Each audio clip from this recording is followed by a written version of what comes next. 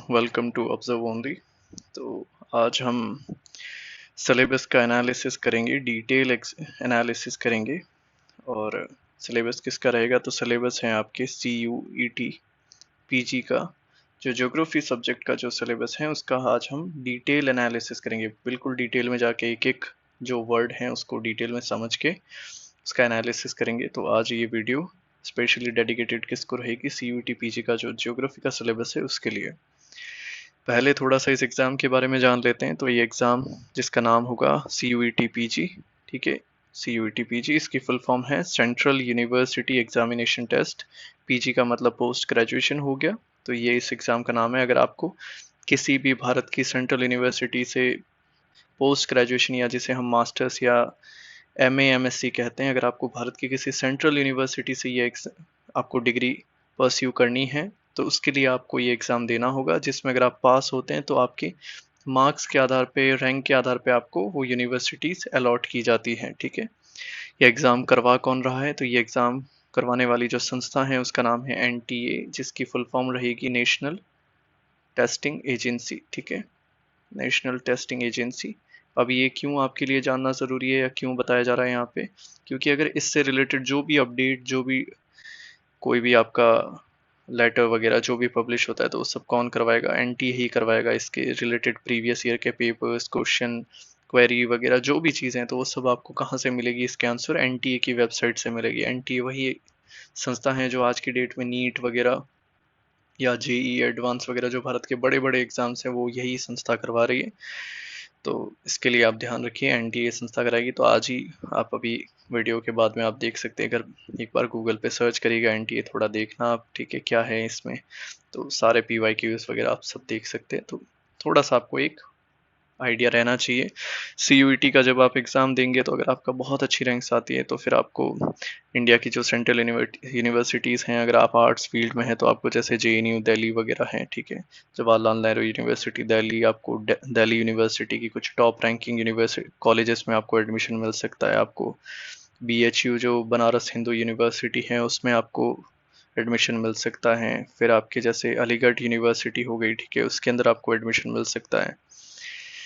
फिर JMI है, जैसे जामिया मिलिया इस्लामिया है, उसके अंदर और भी खूब सारी इंडिया की जो बहुत अच्छी रेप्यूटेड यूनिवर्सिटीज़ हैं उनके अंदर आपको अगर एडमिशन चाहिए, अगर आपके PG के लिए, पोस्ट ग्रेजुएशन के लिए, तो आप इस एग्ज़ाम को ज़रूर अप्लाई करिएगा, इसके लिए ज़रूर तैयारी करिएगा। जैसे ही आपकी ग्रेजुएशन कंप्लीट होगी तो आपके फाइनल ईयर के एग्ज़ाम जैसे मार्च अप्रैल में कंप्लीट होते हैं, तो अप्रैल या मई के अंदर ही इसका भी एग्ज़ाम देखने को मिलता है, मई या अप्रैल के अंदर। और फिर जून तक इसका रिजल्ट, और फिर जुलाई में आपकी एडमिशन वगैरह सब कुछ स्टार्ट हो जाता है। तो जस्ट आपकी ग्रेजुएशन के फाइनल ईयर के एग्ज़ाम के जस्ट 1 या 1.5 महीने के अंदर अंदर CUET भी अपना एग्ज़ाम करवा देती हैं। तो उसके लिए भी आप थोड़ा सा प्रिपेयर रहे। और इसी के साथ ही अब हम स्टार्ट करते हैं हमारा इन डिटेल्ड या इन डेप्थ एनालिसिस है CUET PG ज्योग्राफी के सिलेबस का, ठीक है। तो इसके अंदर सबसे पहले देखिए, कुछ नोट के अंदर 3-4 पॉइंट है जो आपको ध्यान रखने हैं। जिसमें पहला पॉइंट है the question paper will have 75 question. तो कितने क्वेश्चंस होंगे आपके? टोटल 75 क्वेश्चंस होने वाले हैं। All questions will be based on subject specific knowledge. सारे क्वेश्चन किस पे बेस्ड होगा? आपका सब्जेक्ट स्पेसिफिक, मतलब जो भी आप सब्जेक्ट ऑप्ट करेंगे उसी में। जैसे ज्योग्राफी का पेपर देख रहे हैं, ज्योग्राफी का सिलेबस अभी हम एनालिसिस कर रहे हैं, तो ज्योग्राफी से रिलेटेड 75 क्वेश्चंस आने वाले हैं। सारे क्वेश्चंस कैसे हैं? कंपलसरी है, आपको करने ही है। The question will be in the bilingual. आपके जो क्वेश्चन पेपर आएगा वो हिंदी में भी होगा और इंग्लिश में भी होगा, दोनों लैंग्वेजेस में होगा। तो आपको ज़्यादा घबराने की ज़रूरत नहीं है। लेकिन आप ध्यान रखें, इंडिया में जो भी एग्ज़ाम्स होते हैं उनमें अगर कोई भी मिस्टेक होती है तो कंसिडर किसको किया जाता है? इंग्लिश वाले क्वेश्चन को ही कंसिडर किया जाता है। तो अगर आप एग्ज़ाम दे रहे होते हैं और अगर आपको थोड़ा लैंग्वेज में या किसी भी चीज़ में कोई लगे कि क्वेश्चन सही नहीं है, तो एक बार इंग्लिश वाले क्वेश्चन को ज़रूर देखें, क्योंकि एट द एंड इंग्लिश वाले पेपर को कंसिडर किया जाता है, ठीक है।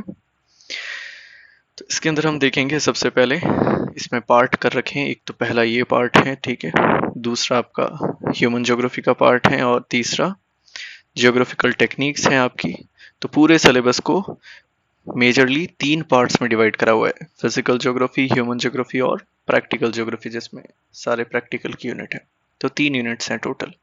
सबसे पहले हम देखेंगे पार्ट 1 जिसमें फिजिकल ज्योग्राफी कवर की जाएगी। तो जियो फिजिकल ज्योग्राफी में भी सबसे पहले हम देखेंगे तो कौन सा आ रहा है आपके, जियोमॉर्फोलॉजी। ठीक है, जियोमॉर्फोलॉजी में देखिए सबसे पहला पॉइंट क्या है, सोलर सिस्टम एंड अर्थ, जिसके अंदर हमें पढ़ना है origin of earth, important theories. ठीक है, तो ओरिजिन ऑफ अर्थ से आप जैसे भी आपने चाहे फिजिकल ज्योग्राफी के लिए सविंद्र सिंह पढ़ी है या खुल्लर पढ़ी है, तो इनमें स्टार्टिंग के ही चैप्टर्स में आपको ओरिजिन ऑफ अर्थ से रिलेटेड उनकी कुछ इंपॉर्टेंट थ्योरीज जरूर देखने को मिली होगी। ठीक है, फॉर एग्जांपल जैसे हम यहाँ पे देखें तो आपने गैसियस हाइपोथेसिस देखी होगी। ठीक है, गैसियस हाइपोथेसिस जो कांट ने दी थी। ठीक है, ऐसे ही आपने एक नेब्यूलर हाइपोथेसिस भी देखी होगी, नेब्यूलर हाइपोथेसिस।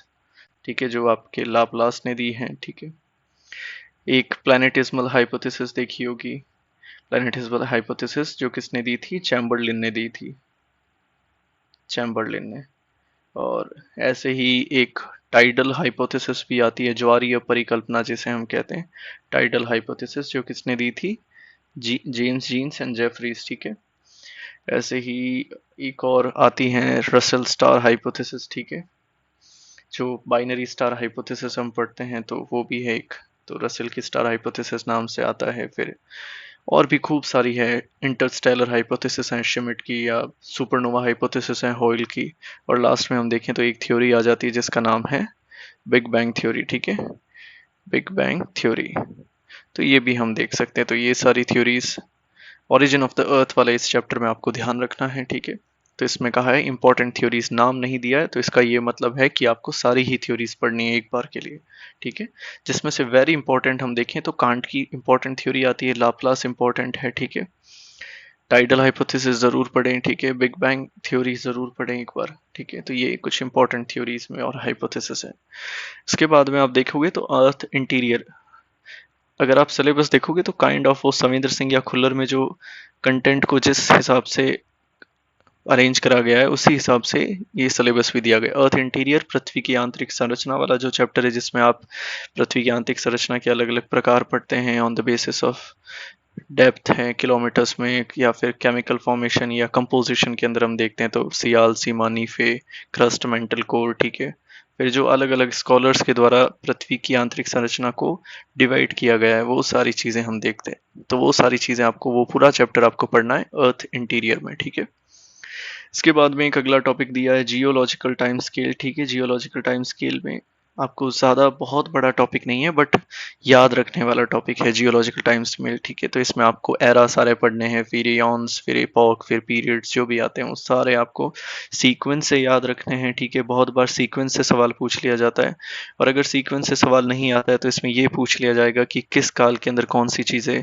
हुआ करती थी। तो उस स्पेसिफिक चीज़ के फ्लावरिंग प्लांट्स कब कौन से काल से शुरू हुए वो पूछा जा सकता है कि, या फिर ये पूछ सकते हैं कि डायनासोर्स की पृथ्वी पर पहली उत्पत्ति कब देखने को मिली, कौन से काल में। तो वो कुछ भी आपसे सवाल पूछ सकते हैं जियोलॉजिकल टाइम स्केल के अंदर। ठीक है, तो वो चीज़ें आपको एक सिंपल सी टेबल आती है वो याद रखिएगा आप, नहीं होगी तो मैं हमारी जो कम्युनिटी है व्हाट्सएप पे, ऑब्जर्व ओनली कम्युनिटी नाम से, जिसका आपको लिंक वीडियो के रेफरेंस में भी मिल जाएगा, डिस्क्रिप्शन में आप देखोगे तो वहाँ पे मिल जाएगा, तो वहाँ पे भी मैं अपलोड कर लूँगा अगर ऐसा होगा तो उसमें आपको बस कुछ फैक्चुअल फैक्ट्स आपको रटने होते हैं। बहुत बड़ा टॉपिक नहीं है जियोलॉजिकल टाइम स्केल, बट रटने वाली चीज़ें हैं इसमें आपको। ठीक है, इसके बाद में है अर्थ मटेरियल एंड मिनरल्स। इसके अंदर आपको सारे मिनरल्स वगैरह हैं। ठीक है, अर्थ मटेरियल है जिसमें आप सबसे पहली चीज़ देख सकते हैं रॉक क्लासिफिकेशन एंड कैरेक्टरिस्टिक्स।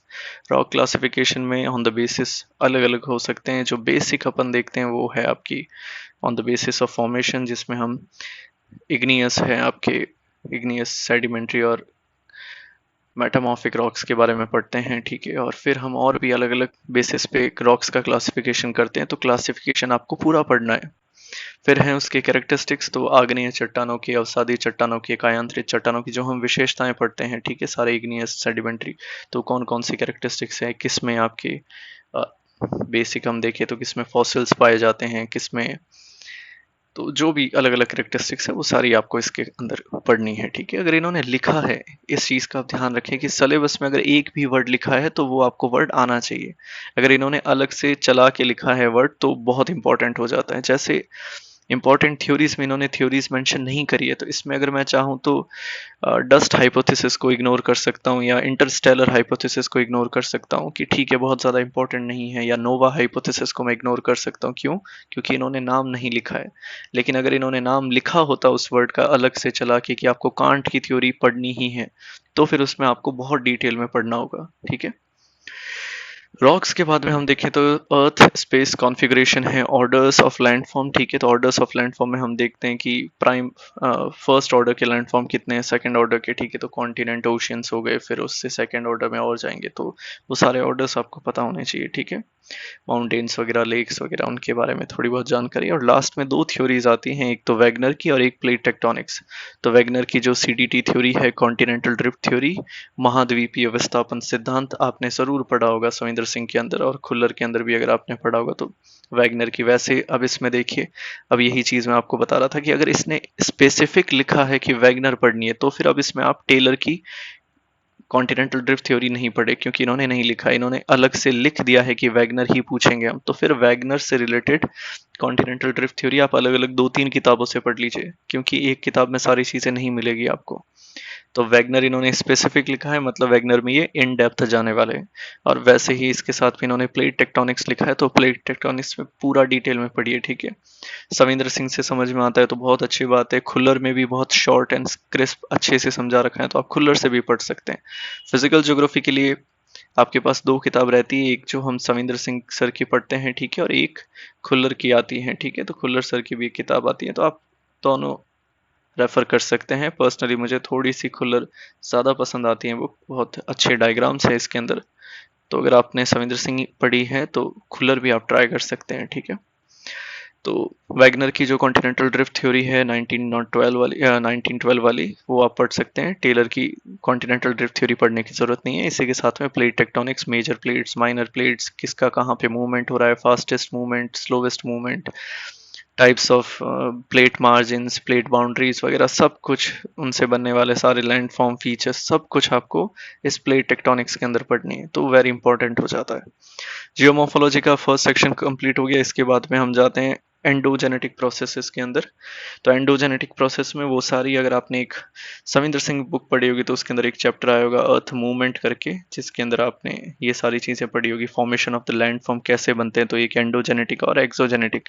कि पृथ्वी की सतह अगर हम देखें तो पृथ्वी की सतह कैसे बनती है, तो अंतर्जात बल से और बहिर्जात बल से बनती है। ठीक है, तो सबसे पहले एंडोजेनेटिक है, मतलब अंतर्जात बल की बात कर रहे हैं। ये सारी वो सारे बल जो पृथ्वी के अंदर से लगते हैं और फिर सतह को परिवर्तन करते हैं उस पे। तो उसमें हम देखते हैं फोल्ड्स, वलन आ गए आपके, फोल्ड्स मतलब भ्रंश आ गए आपके, डोम आपके, गुंबद वगैरह उस स्ट्रक्चर का जो भी बनता है, और उनसे बनने वाले रिजल्टेंट लैंडफॉर्म्स। कि फोल्ड के बनने से अगर संपीड़न हो रहा है तो उससे कौन कौन से आपके लैंडफॉर्म्स बनते हैं। फॉल्ट से अगर भ्रंश पड़ रहा है किसी सतह के अंदर, ठीक है, दूर चीजें जा रही है, तो बीच में क्या होगा, गड्ढा पड़ जाएगा, तो उसको भ्रंश बोलेंगे हम तो। और डोम वगैरह, इनसे संबंधित सारे जो भी स्थलाकृतियां बनती है वो सारी पढ़नी है आपको। इसी के साथ में अर्थक्वेक और वॉल्केनोस, ज्वालामुखी और भूकंप की सारी एक्टिविटीज आपको पढ़नी है। ठीक है, इसके अंदर क्या कॉजेस हैं, कारण क्या है इनके, रिजल्टेंट लैंडफॉर्म्स, अर्थक्वेक और वॉल्केनो से किस टाइप के लैंडफॉर्म्स बनते हैं, तो वॉल्केनिक से खूब सारे लैंडफॉर्म बनते हैं, आप जरूर पढ़ना। ठीक है, और सबसे इंपॉर्टेंट इनका वर्ल्ड डिस्ट्रीब्यूशन। अब वर्ल्ड डिस्ट्रीब्यूशन किस पे डिपेंड करेगा, कि यहाँ पे प्लेट्स, मार्जिन वगैरह वो सारी आप प्लेट टेक्टोनिक्स में पढ़ोगे, तो इसको कोरिलेट करके ही पढ़ना है। ठीक है, तो प्लेट टेक्टोनिक्स में भी आप देखोगे तो रिंग ऑफ फायर है, ठीक है, तो वॉल्केनो भी वहां से कनेक्ट हो जाता है। ठीक है, वैसे ही अगर आप इंडियन मार्जिन वाला देखेंगे तो हिमालयास फॉर्मेशन में, तो वहां पे अर्थक्वेक वगैरह के आपको एविडेंस वगैरह, तो पूरा का पूरा ये कोरिलेट करके पढ़ना, प्लेट टेक्टोनिक्स को और अर्थक्वेक को और वॉल्केनो को। ठीक है, तो ये सारी बातें हो गई अंतर्जात बल के बारे में। अब हम देखेंगे थोड़ा सा बहिर्जात बल। बहिर्जात बल से कैसे कैसे क्या चीजें होती है, तो इन्होंने कहा है कि बहिर्जात बल के अंदर आपको weathering, mass wasting, resultant landform. ठीक है, तो आपने अपर्दन पढ़ा होगा, ठीक है, अपर्दन पढ़ा होगा, अनाच्छादन पढ़ा होगा, अपक्षय वगैरह, ये सारी चीजें पढ़ते हैं हम। इरोजन, वेदरिंग हो गया आपके, डेन्यूडेशन हो गए, ठीक है, तो वेदरिंग, डेन्यूडेशन, इन सब की चीजें आपको पढ़नी है। अब इसमें अलग से वेदरिंग ही लिखा है, बट सेफ साइड के लिए आप इरोजन और डेन्यूडेशन भी पढ़ लीजिए। ठीक है, मास वेस्टिंग क्या होता है, मास वेस्टिंग के लिए मैं रेकमेंड करूंगा आप एनसीईआरटी जरूर देखिए मास वेस्टिंग बहुत अच्छे से समझा रखा है और उससे बनने वाले रिजल्टेंट लैंडफॉर्म्स हैं, तो मास वेस्टिंग अच्छे से एक्सप्लेन करा हुआ है। टाइप्स ऑफ मास वेस्टिंग में जो भी चीज़ें वो भी ज़रूर देखें। इसके साथ में formation of regolith and soil geomorphic agents and processes. Formation of regoliths, ठीक है, तो फॉर्मेशन आपकी जो सॉइल के जो स्टेजेस हैं वो सारी चीज़ें देख ली, ठीक है, कितने इन डेप्थ में जाएंगे तो कौन कौन से टाइप्स आते हैं, ठीक है। और सॉइल जियोमॉर्फिक एजेंट्स और सॉइल जो भी है, सॉइल का भी आप तो रिगोलिथ वगैरह आप ज़रूर, अगर आप कहेंगे तो एक दिन हम एक लेक्चर ले लेंगे सॉइल के फॉर्मेशन और इसके टाइप्स के बारे में, तो वो काफ़ी है, क्वेश्चन बनते हैं इनसे काफ़ी बार, ठीक है। तो वो चीज़ें आपको देखनी है। इसके बाद में है geomorphic agents and processes. Geomorphic agents कौन कौन से हैं, एजेंट कितने प्रकार के होते हैं, तो हम देखते हैं फ्लूवियल हैं, ग्लेशियल हैं, कोस्टल, एरिड, कास्ट लैंडफॉर्म, ठीक है। तो ये सारे क्या हैं, एजेंट्स के टाइप में कह सकते हैं, और इनसे बनने वाली प्रोसेसेस और इनसे बनने वाले लैंडफॉर्म सारे अपन को पढ़ने हैं। तो फ्लूवियल में आप पढ़ोगे पानी के द्वारा बनने वाली सारी स्थलाकृति, ऑक्सबो लेक्स वगैरह, मिएंडर्स वगैरह जो भी हो गए आपके, ठीक है, delta formation, V shape valley, वो सारी चीज़ें आपको पढ़नी है। इनके अपर्दन और निक्षेपण से, इनके डिपोजिशन और इरोजन से बनने वाले सारे लैंडफॉर्म्स। फिर ग्लेशियल में हम देखते हैं तो ग्लेशियल में फ्लूवियो ग्लेशियल और ग्लेशियल लैंडफॉर्म सारे देखने हैं, चाहे वो अपर्दन से बन रहे हो या अनाज डिपोजिशन से, ठीक है। ऐसे ही हम कोस्टल में देखते हैं, ठीक है, कोस्टल लैंडफॉर्म्स हैं, एरिड लैंडफॉर्म्स है और कास्ट लैंडफॉर्म्स है, स्टैलेक्टाइट, स्टैलेग्माइट, ठीक है, केव पिलर्स वगैरह, ठीक है, वो सारी चीज़ें। तो सारे लैंडफॉर्म्स बहुत अच्छे से समझा रखे हैं समिंदर सिंह सर की बुक के अंदर। और अगर आप खुलर में भी देखेंगे तो खुलर में बहुत अच्छे डायग्राम्स हैं। तो अगर आप ये चाहते हैं कि आपके पास समिंदर सिंह ही बुक है, समिंदर सिंह सर की बुक है, तो आप खुलर को ऑनलाइन कोई सॉफ्ट कॉपी अवेलेबल हो तो उस खुलर के मैं रेकमेंड करूंगा कि आप डायग्राम्स देख लीजिए सिर्फ। तो डायग्राम्स काफ़ी हेल्पफुल रहेंगे आपके। और इसी के साथ में geomorphic hazards and their effect, तो हजार्ड्स क्या है, डिजास्टर क्या है, इनमें डिफरेंस देख लेना, इनसे होने वाले इफेक्ट्स, और कुछ इंडिया के या वर्ल्ड के कुछ इंपॉर्टेंट हजार्ड या फिर कुछ बहुत ह्यूज स्केल, लार्ज स्केल पे हुए अगर कोई हजार्ड्स हो तो उनका भी आप थोड़ा सा स्टडी जरूर करें। फिर में हमने एक बड़ा सेक्शन डिस्कस कराया अभी। इसके बाद में फिजिकल ज्योग्राफी में जो आएगा आपका दूसरा पार्ट वो है क्लाइमेटोलॉजी का, ठीक है। तो अब सारी जलवायु से संबंधित, ठीक है, वो सारी चीजें हमने, सतह से संबंधित सारी चीजें हम किस में पढ़ लेते हैं, जियोमॉर्फोलॉजी के अंदर। अब हम सतह से ऊपर, तो जितना भी हमारा एनवायरमेंट है, जितना भी हमारा एटमॉस्फेयर है, क्लाइमेट, उन सब के बारे में अध्ययन करना है। तो इसमें सबसे पहला पॉइंट है elements of weather and climate. तो वेदर एंड क्लाइमेट क्या है, ठीक है, इनमें डिफरेंस जरूर देख लेना। तो क्लाइमेटोलॉजी में अगर आप देखोगे सविंदर सिंह सर की ही बुक अगर फॉलो कर रहे हो तो सीधा सीधा ये है कि उनका एज इट इज कंटेंट पूरा पेस्ट किया हुआ है। तो अगर आप फिजिकल ज्योग्राफी देखते हो तो पूरा का पूरा सीरियल वाइज है, मतलब ऊपर नीचे भी नहीं करा इन्होंने सेक्शन को, बिल्कुल उसी के अकॉर्डिंग चल रहे हैं, ठीक है। तो एलिमेंट्स में वेदर और क्लाइमेट के अंदर आप देखोगे तो composition and structure of atmosphere. तो आप जो क्लाइमेटोलॉजी का फर्स्ट चैप्टर है जिसमें हम वायुमंडल का स्तरीकरण और वायुमंडल की संरचना वाला जो चैप्टर देखते हैं, वो ज़रूर बहुत बेसिक और बहुत इंपॉर्टेंट चैप्टर भी है और बहुत इजी है, ज़्यादा मुश्किल नहीं है। 3-4 पेज का ही चैप्टर है, ज़रूर देख लेना, उसका वो डायग्राम देख लेना, लैप्स रेट, ताप पतंदर वगैरह वो सारी देख लेना, ठीक है। स्पेसिफिक एक एक जो लेयर्स हैं उनके बारे में डिटेल में समझ लेना, ओजोन कहाँ होती है, किस हाइट पे होती है, मैक्सिमम कंसंट्रेशन कहाँ होता है ओजोन का, ठीक है, 50 किलोमीटर्स तक होती है, या सबसे लोवेस्ट टेम्परेचर कौन सी लेयर्स में चला जाता है, जितनी भी अपनी रेडियो वेव्स वगैरह जो होती हैं वो सारी कहाँ से, कौन से परत से रिफ्लेक्ट बैक होके आती हैं। फिर मिसोस्फीयर और आइनोस्फीयर को भी अलग अलग कैटेगरी में डिवाइड किया जाता है, डी लेयर, ई लेयर, एफ लेयर वगैरह, वो ज़रूर देख लेना, बहुत इंपॉर्टेंट है। अब बेसिक सवाल तो इनसे पूछते नहीं है क्योंकि बेसिक सवाल हर किसी को पता है, तो फिर अब सवाल आते हैं एपिलेटन लेयर से, ठीक है, तो वो ज़रूर देख लेना आप, मिसोस्फीयर और आइनोस्फीयर का, वो थोड़ा इंपॉर्टेंट सेक्शन हो जाता है, ठीक है। फिर इसके बाद में जो अगला चैप्टर दिया हुआ है वो है हीट बजट का। अगर सविंदर सिंह सर की बुक में देखेंगे तो आप चैप्टर आएगा टेम्परेचर एंड हीट बजट आता है अलग से, ठीक है, या सिर्फ तापमान ही आता है शायद, उस तापमान वाले चैप्टर में ही लास्ट के सेक्शन में आप देखोगे तो हीट बजट होगा, incoming and outgoing heat budget, तो वो एक अलग से सेक्शन मिलता है आपको, तो वो ज़रूर देख लेना, ठीक है। और प्लस इसके अंदर एल्बिडो वगैरह बहुत अच्छे से डिटेल में देख लेना, क्यों, क्योंकि हीट बजट के अंदर अलग अलग स्कॉलर्स ने अलग अलग एल्बिडो बताए, किसी ने 35% बताया है, ठीक है, कोई 36 के साथ जाता है, कोई 30 भी बता रहा है एल्बिडो, ठीक है। तो वो ज़रूर देख लेना कि किस स्कॉलर ने कितना एल्बिडो बताया। फिर एल्बिडो सबसे ज़्यादा किसका होता है, इसमें सीक्वेंस बहुत बार पूछी जाती है किन निम्न में से किन, या in the following arrange the landforms, या जो भी है in the descending order of their albedo या ascending order of their landform, तो कम से ज़्यादा या ज़्यादा से कम की तरफ जाना है तो वो ज़रूर देख लेना। प्लस इसके अंदर आप एल्बिडो का फॉर्मेशन हो कैसे रहा है, किन किन चीज़ों का एल्बिडो कंपोजिशन क्या है एल्बिडो का, तो क्लाउड से कितना है आपका, ठीक है, एटमॉस्फेयर से कितना है, और फिर सतह से कितना रिफ्लेक्ट बैक हो रहा है, तो वो सारी चीज़ें एल्बिडो से बहुत बार पूछी जाती हैं। तो हीट बजट बहुत इंपॉर्टेंट चैप्टर हो जाता है वैसे, और हीट बजट में एल्बिडो ज़रूर ध्यान रखना, एल्बिडो बहुत अच्छे से डिटेल में पढ़ लेना आप। इसके बाद में जो सेकंड पार्ट है क्लाइमेटोलॉजी का, वो है एटमॉस्फेरिक प्रेशर। सबसे बड़ा और सबसे इंपॉर्टेंट चैप्टर आ जाता है क्लाइमेटोलॉजी का अगर हम देखें, और सबसे देखें तो कंसेप्चुअल भी कह सकते हैं इसको एटमॉस्फेरिक प्रेशर को। तो इसमें आप देखिए वर्टिकल एंड हॉरिजॉन्टल डिस्ट्रीब्यूशन है, तो प्रेशर को क्षैतिज और ऊर्ध्वाधर तरीके से कैसे कैसे उसका विस्तार हो रखा है, कैसे उसका विभाजन है, डिस्ट्रीब्यूशन है, ठीक है, तो वो ज़रूर पढ़े इसके अंदर। तो इसमें आप सारी प्रेशर बेल्ट्स वगैरह सब कुछ आपको डिटेल में पढ़ना है, ठीक है, सतह के आसपास किस हिसाब से रह रहा है, फिर इसमें आप प्रेशर बेल्ट्स वगैरह जो भी 7 पेटियां हैं हमारे, ठीक है, तो वो बहुत अच्छे से ज़रूर पढ़ लीजिएगा उसको। और इसके बाद में जो अगला चैप्टर है winds and their causes of circulation, तो विंड्स क्या हैं, कितने प्रकार की होती हैं, सारी लोकल विंड्स बहुत अच्छे से डिटेल में याद कर लेना, बहुत बार सवाल पूछा भी जाता है लोकल विंड से, ठीक है, हमने शायद क्लास में भी डिस्कस करा था इसके बारे में। तो सारी लोकल विंड्स ज़रूर पढ़ लेना, ठीक है। इसके साथ ही प्लानिटरी विंड्स के जो भी डायरेक्शंस होते हैं बहुत बार घुमा के पूछ लिया जाता है सदर्न हेमिस्फीयर में कि जो भी आपके ट्रेड विंड्स हैं उनकी क्या डायरेक्शन रहेगी। वैसे बहुत बेसिक सवाल हो जाता है, ये आजकल की डेट में नहीं पूछते हैं, बट स्टिल तैयार रह सकते हैं। लोकल विंड्स क्योंकि बहुत सारी हैं, फैक्चुअल हैं, गर्म कौन सी है, ठंडी कौन सी हैं, उनसे क्या क्या प्रभाव पड़ते हैं, उनको अगर कोई अलग नाम से जाना जाता है तो वो ज़रूर पूछ लिया जाता है। जैसे एग्जांपल डॉक्टर विंड्स हो गई, ब्लड रेन हो गया, ठीक है, तो वो बहुत अलग अलग नाम है, ठीक है। स्नो ईटर हो गई, जैसे चिनूक वगैरह को बोला जाता है, या फिर इनको किसी ना किसी पहाड़ी से जोड़ के पूछ लिया जाता है कि आल्प से नीचे आने वाली गर्म हवा जो लोकल विंड जो इन इन देशों में गुजरती है वो कौन सी है, या रॉकीज से आने वाली, या जो भी है। तो आप मतलब विंड्स ज़रूर पढ़ लेना, बहुत अच्छा चैप्टर है। और कॉजेस ऑफ देयर सर्कुलेशन जिसमें आपको planetary, periodic and local winds, तो ये तीनों ही चीज़ें पढ़नी है, ठीक है।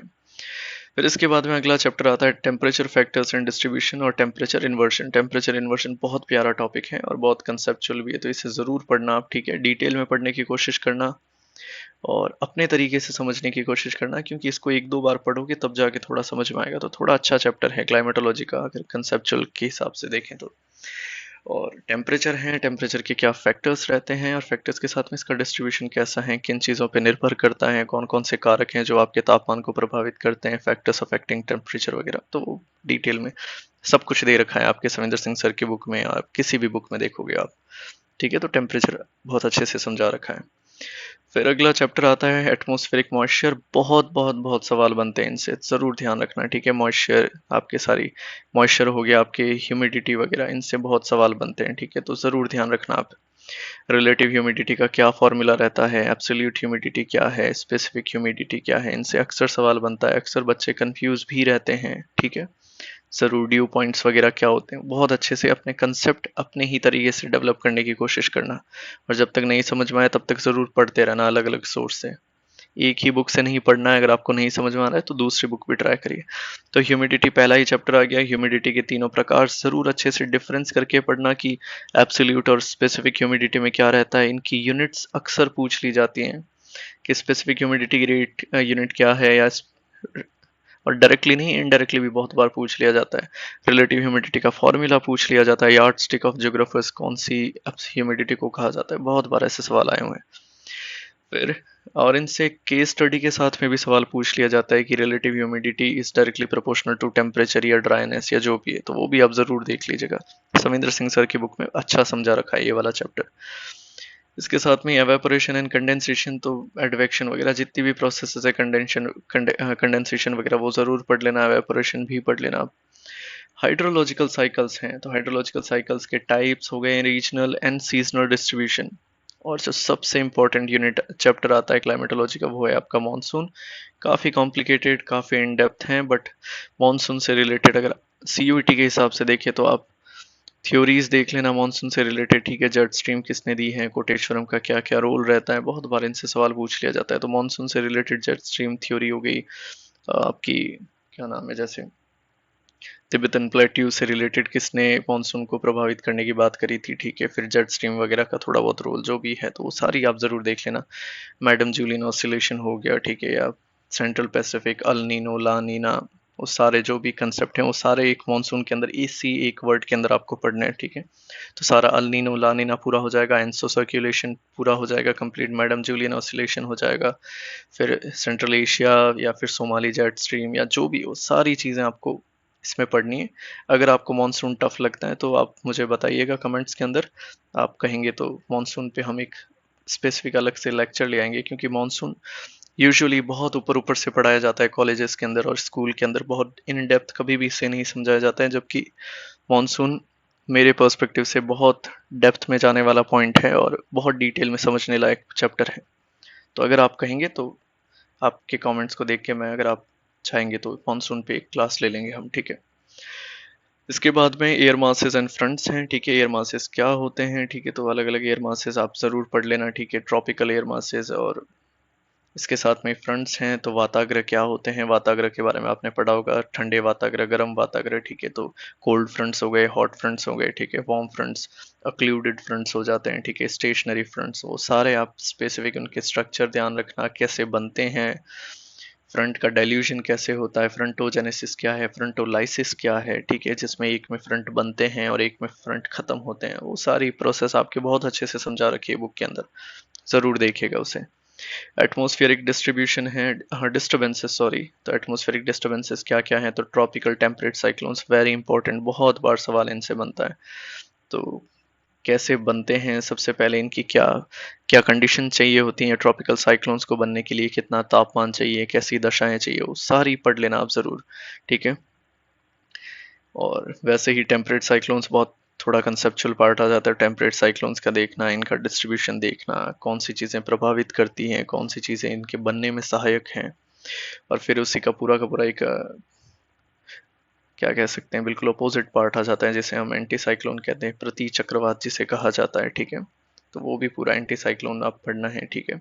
Low pressure high pressure points, ठीक है, विंड कैसे सर्कुलेट करती हैं, आई वॉल, आई क्या होती हैं, साइक्लोन की आई वॉल क्या होती है, कहाँ पे हवाएं सबसे ज़्यादा तेज़ होती हैं, वो बहुत सारी चीज़ें, तो आप ज़रूर पढ़ना इसमें, ठीक है। फिर जो अभी हमने मानसून में बात करी थी, एनसो है आपका, ठीक है, तो अल नीनो सदर्न ऑसिलेशन है, बहुत बेसिक है, बहुत ज़्यादा कॉम्प्लिकेट करके नहीं पढ़ना है, ठीक है, बुक्स में नहीं समझ में आएगा तो बेसिक यूट्यूब पे आप कुछ भी डाल देना कि एनसो फॉर ग्रेजुएशन स्टूडेंट, तो डायग्राम से या कोई पीपीटी से समझना इसको तो ज़्यादा अच्छे से समझ में आएगा, ऐसे थ्योरी पार्ट में थोड़ा सा कॉम्प्लिकेट लग सकता है अगर आप पहली बार पढ़ रहे हैं तो एल नीनो के अंदर पूरा आपका अल नीनो आ गया, ला नीना आ गया, ठीक है, वो पूरा तो पूरा पूरा सर्कुलेशन है आपको, वो पढ़ना है सदर्न पैसिफिक का। और इसी के साथ में रिसेंट क्लाइमेटिक वेरिएबिलिटी फिनोमिना है, तो ठीक है, इसमें कुछ बेसिक बेसिक आप देख लेना, कुछ अलग से स्पेसिफिक कोई करंट का टॉपिक है तो वो आप ज़रूर देख लीजिएगा।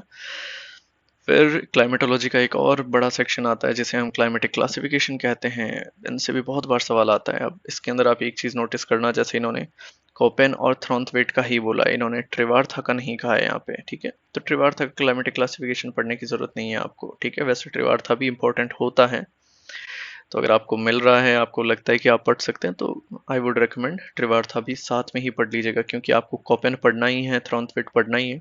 वैसे कोपेन और ट्रिवार्था जो है वो थोड़े बहुत सिमिलर है, बहुत ज़्यादा नहीं है, थोड़े से हैं, तो बट स्टिल मैं आपको रेकमेंड करूंगा कि आप अगर कॉपेन भी पढ़ ही रहे हैं, थ्रॉन्थवेट भी डिटेल में पढ़ रहे हैं, तो ट्रिवार्था ज़रूर पढ़ लेना। इसमें क्या पढ़ना है तो सारी चीज़ें ध्यान रखना, थोड़ा बेसिक देख लेना कि इनका किस पे बेस था, वेजिटेशन पे बेस था, कॉपेन से पहले किसने दिया था, कॉन्डेल महादय आते हैं, कॉन्डोल महादय महोदय, तो उन्होंने दिया था, उनके ही काम के ऊपर बेस्ड कॉपेन ने अपना वर्गीकरण दिया था, कितने भागों में डिवाइड करा था, कौन कौन से सिंबल यूज करे थे, ए बी सी डी, ठीक है। फिर इनके स्मॉल लेटर्स भी ध्यान रखना, एस डब्ल्यू वगैरह जितने भी आते हैं वो सारी चीज़ें ध्यान रखना। फिर इनका जो कॉपेन का ही अगर हम देखें तो इन्होंने आगे और इसको रिवाइज करा था, फिर लास्ट में 1940 शायद 53 तक जाते जाते कॉपेन और ग्रेगरी का भी आ जाता है क्लासिफिकेशन, वो थोड़ा सा साल आप देख लेना, मुझे अभी याद नहीं है।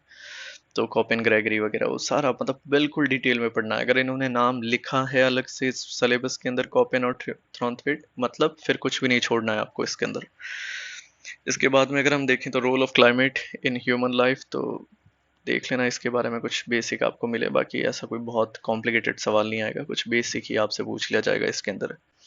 फिर atmospheric pollution and global warming, ये तो चीज़ें आप बचपन से पढ़ते ही आ रहे हैं, एटमॉस्फेरिक पोल्यूशन कितने क्या होते हैं वो सारी चीज़ें आपको इसमें पढ़नी है। ग्लोबल वार्मिंग, क्लाइमेट चेंज वगैरह, कॉज कॉन्सिक्वेंसेस, बेसिक सवाल आएंगे, इनसे बहुत ज़्यादा टफ नहीं आएंगे।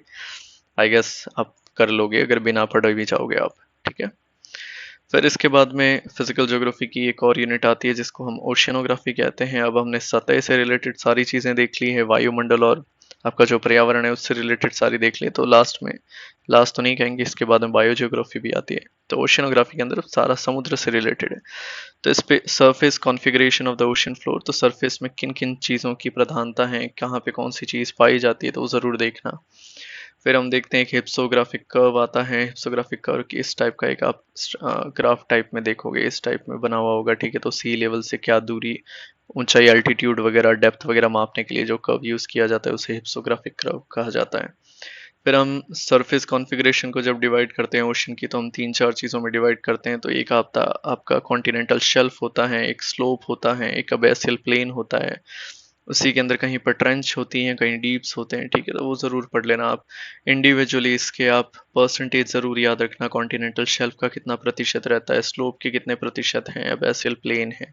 इसी के साथ में एक और आता है आपके कॉन्टिनेंटल राइज आता है, ठीक है। तो स्लोप और अबैसियल प्लेन के बीच में कॉन्टिनेंटल राइज भी आता है। तो ये सारी चीज़ें दे रखी है, ठीक है। ऐसा कुछ नहीं है कि सब कुछ लिखा हुआ है आपकी बुक्स के अंदर, आप ध्यान से देखोगे तो सारी चीज़ें मिलेगी आपको।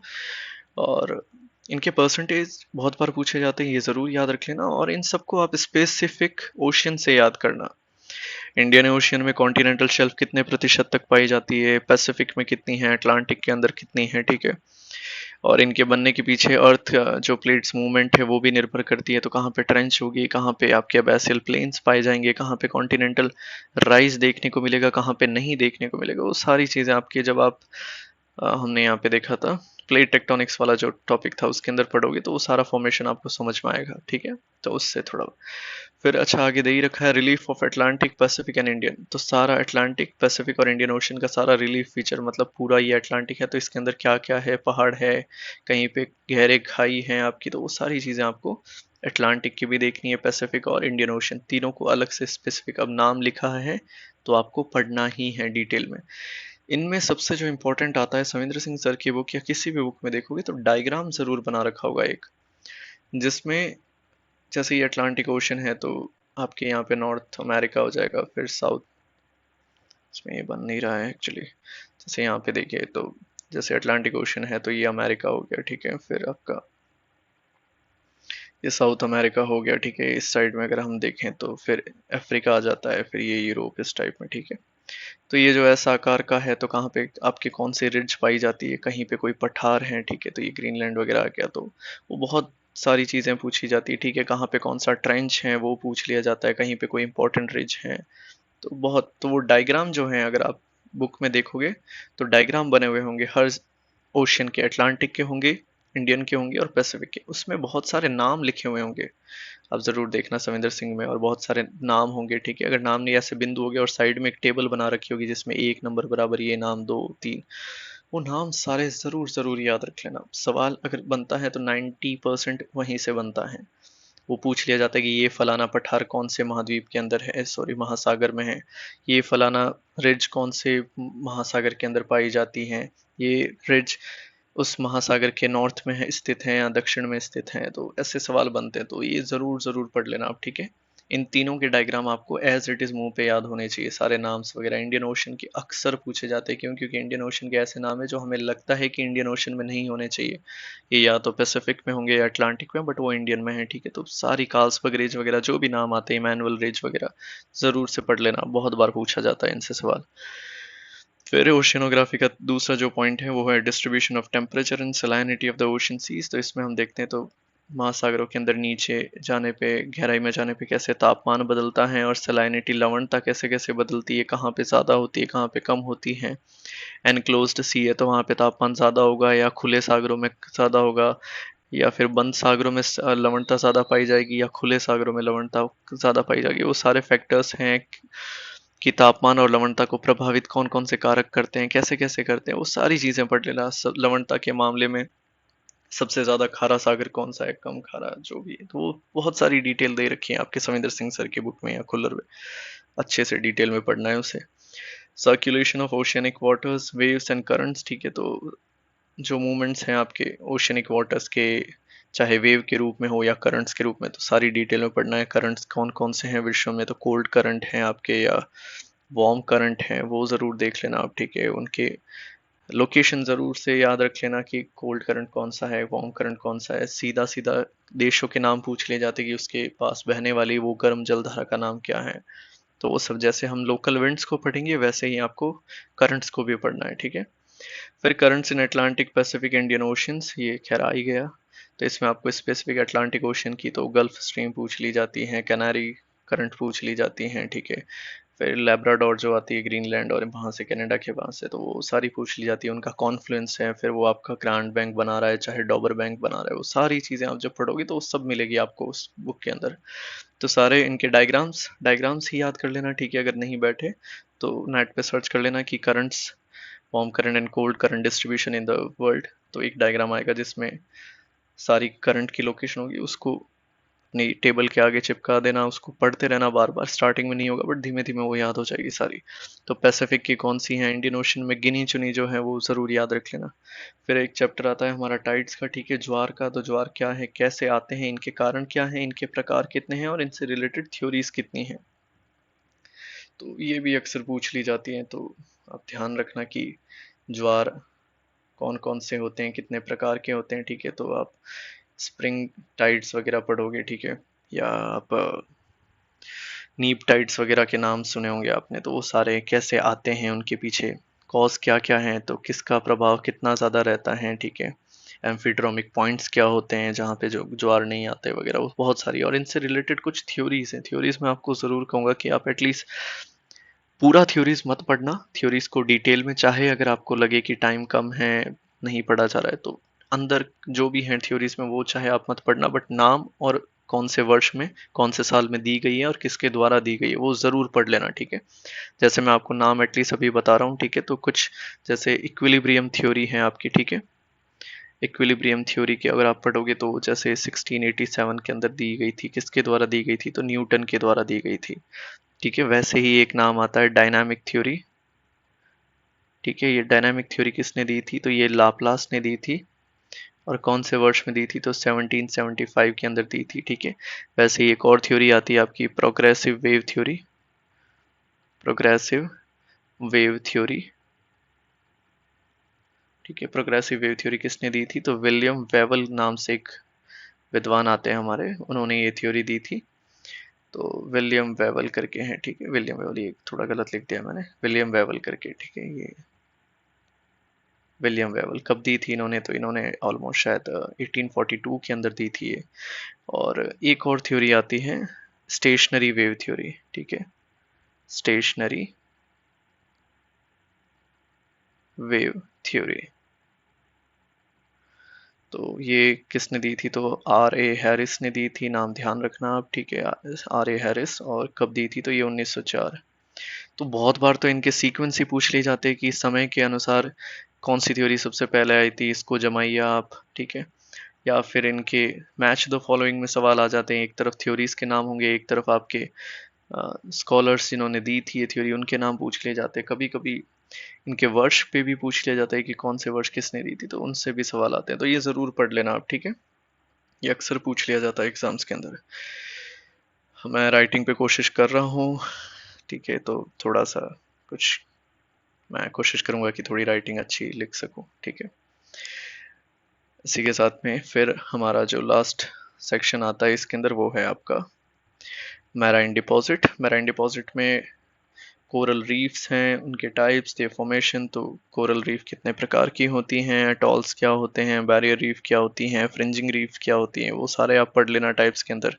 इनके फॉर्मेशन कैसे कैसे होते हैं, ठीक, वो ज़रूर पढ़ लेना। फॉर्मेशन में इनसे कौन सी इनकी बनने में सहायक चीज़ें होती है, सहायक दशाएं वगैरह, वो ज़रूर पढ़ लेना। कोस्टल एनवायरनमेंट के अंदर जैसे ocean as a store house of resource of the future for the future, इसमें अगर आपको कुछ मिले तो ठीक है, बाकी बहुत ज़्यादा इंपॉर्टेंस नहीं है ये टॉपिक। कोई सवाल आ जाएगा तो कॉमन सेंस है या बेसिक आप कर सकते हो, कोई बहुत ज़्यादा इन डेप्थ नहीं आने वाला है। तो ये हमारा ओशिनोग्राफी कंप्लीट हो जाता है। उसके बाद में जो फिजिकल ज्योग्राफी की एक लास्ट यूनिट रहती है, इसको मैं मिटा देता हूँ। फिजिकल ज्योग्राफी की एक क्लास जो आपके सविंदर सिंह सर के बुक में आप देखोगे, लास्ट में एक सेक्शन होता है, भूज है, इसको कुछ बोला जाता है हिंदी में शायद, आप देखना, इसको एग्जैक्ट टर्म मुझे अभी याद नहीं आ रहा है, बायोजियोग्राफी, ठीक है। तो बायोजियोग्राफी में सबसे पहला ही है आपका बायोस्फीयर आ गया, ठीक है। बायोस्फीयर में इसका मीनिंग, कंसेप्ट, ये शब्द किसने दिया था, बहुत बार पूछ लिया जाता है। बायोस्फीयर, इकोलॉजी, इकोसिस्टम का भी बहुत बार पूछ लिया जाता है, ठीक है। इसके components of ecosystem and ecology, तो इकोलॉजी और इकोसिस्टम के कंपोनेंट्स वगैरह देख लेना आप, ठीक है। जैसे इकोलॉजी किसने दी थी, जैसे हैरिस टेंसले का नाम आता है, ठीक है। तो ये सारे आप देख लेना, ठीक है, बहुत बार पूछ लिए जाते हैं, कंफ्यूज होते हैं लोग अक्सर इकोलॉजी और इकोसिस्टम के अंदर, तो आप जरूर देखना। बायोम्स क्या होते हैं, major world biomes and their characteristics, तो बायोम किसको कहा जाता है, किन चीज़ों से मिलके बनता है, कैसे एक बायोम को डिमार्केट किया जाता है, दुनिया में विश्व भर में कितने बायोम्स हैं, वो सारी चीज़ आपकी दे रखी है उसके अंदर। फिर है आपका फंक्शंस, ठीक है। दूसरे पॉइंट के अंदर फंक्शंस में आपको क्या ध्यान रखना है, ट्रॉफिक लेवल्स क्या होते हैं, ठीक है। तो आप देखोगे कि ऐसे ट्रॉफिक लेवल बनाए होंगे आपने बचपन में भी, अगर एक डायग्राम देखा होगा तो एक सबसे ऊपर कोई बाज होगा आपका उड़ता हुआ, ठीक है। फिर उसके नीचे एक सांप होगा, और फिर सांप के नीचे एक मेंढक होगा, मेंढक के नीचे कोई ग्रास हॉपर होगा, ग्रास हॉपर के नीचे, तो मतलब एक वो जो ट्रॉपिक लेवल बनता है कि सबसे नीचे फिर एनर्जी का लॉस होता जाता है ऊपर की तरफ जाते जाते, तो उस टाइप में कितना लॉस क्या होता है, या फॉर्मेशन हो रहा है, ऐड हो रहा है, तो कैसे क्या है, तो वो सारा ट्रॉपिक लेवल में पूछा जाता है।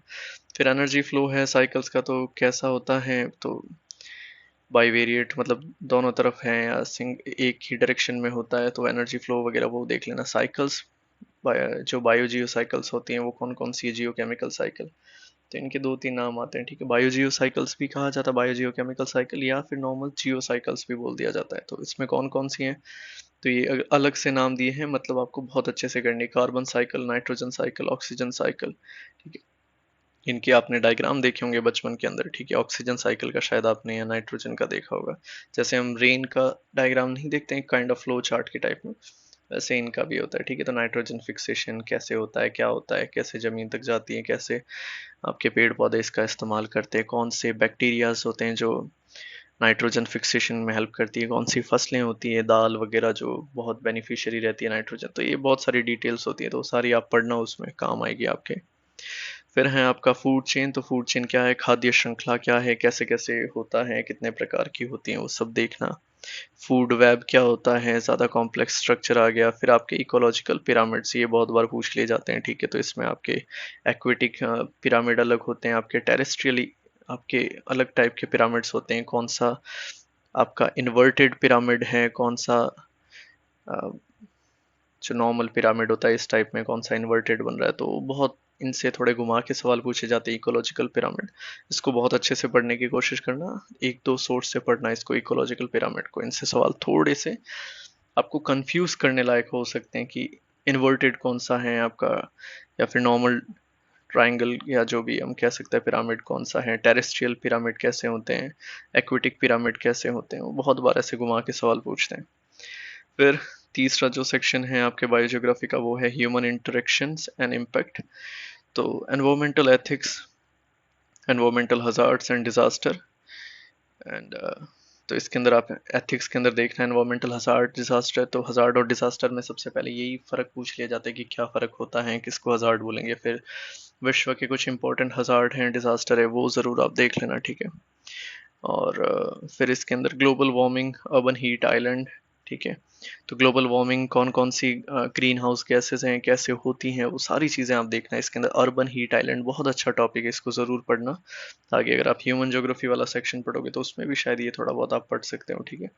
तो अर्बन हीट आइलैंड क्या होता है, किसी भी शहर का जो बीच वाला क्षेत्र जो होता है, ठीक है, तो वो कैसे उसका टेम्परेचर थोड़ा सा बाकी के पेरीफेरी वाले लोकेशन से थोड़ा हाई रहता है, कंसंट्रेशन हाई होती है, एक्टिविटीज़ की कंसंट्रेशन हाई रहती है, तो उस वजह से अर्बन हीट आइलैंड एक जनरेट हो जाता है, ठीक है। एटमॉस्फेरिक पोल्यूशन, तो पोल्यूशन हमने ऊपर भी शायद एक टॉपिक आ गया था पोल्यूशन का, ये रिपीटेड है का, तो अच्छी बात है, रिपीट है तो आपको एक बार ही करना है, बार बार करने की जरूरत ही नहीं है। हाँ ये रहा आपका, ठीक है, एटमॉस्फेरिक पोल्यूशन के अंदर और ग्लोबल वार्मिंग, ये सारी चीजें आपकी रिपीट हो रही है, तो चलो अच्छा है, एक बार ही पढ़ना है तो अच्छे से ही पढ़ना, आप जब दो बार दे रखा है तो अच्छे से ही डिटेल में पढ़ लेना। तो वाटर पोल्यूशन क्या है, लैंड डिग्रेडेशन क्या होती है, ठीक है, फिर environmental policies and environmental impact assessment, इनसे भी सवाल अभी कुछ रीसेंट टाइम में एग्जाम्स के अंदर बनने शुरू हुए हैं। एनवायरमेंटल इम्पैक्ट असेसमेंट वगैरह से एक दो सवाल आते हैं, तो देख लेना आप इनके पीवाईक्यूज कहीं पे देख लेना, अगर आपको मिले तो ज़रूर देख लेना, ठीक है।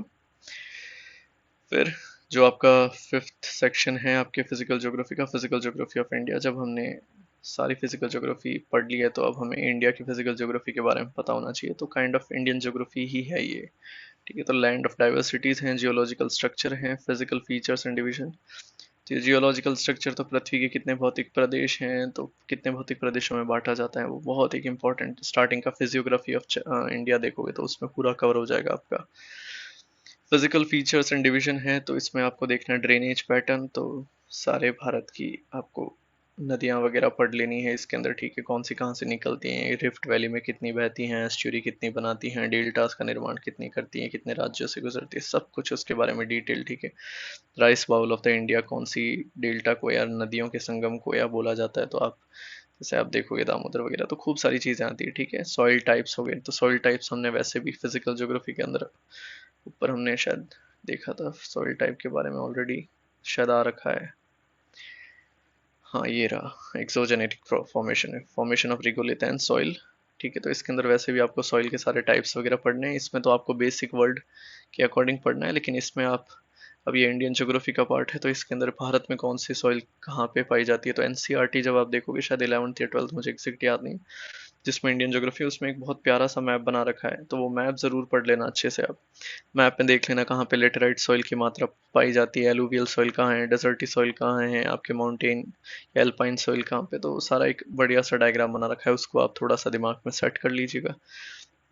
उस सॉइल का डिस्ट्रीब्यूशन है और नेचुरल वेजिटेशन है, ठीक है, तो नेचुरल वेजिटेशन भी देख लेना, ठीक है। टाइप्स ऑफ फॉरेस्ट हो गए, ठीक है, तो टाइप्स ऑफ फॉरेस्ट में आ जाता है महोगनी, रोजवुड, एबोनी, या फिर हो गए आपके, यार बहुत सारे ऐसे अलग अलग पेड़ हो गए, कौन से किस फॉरेस्ट में पाए जाते हैं, डेसिडुअस क्या होता है आपका, पर्णपाती वन क्या होते हैं, या आपके सदाबहार हरित वन क्या होते हैं, एवरग्रीन फॉरेस्ट वगैरह, तो वो बहुत सारे, ये अच्छा चैप्टर है, इनसे सवाल बनते हैं, आप इसको थोड़ा सा एनसीईआरटी से भी देख लीजिएगा, एनसीईआरटी में अच्छा मिल जाएगा कंटेंट।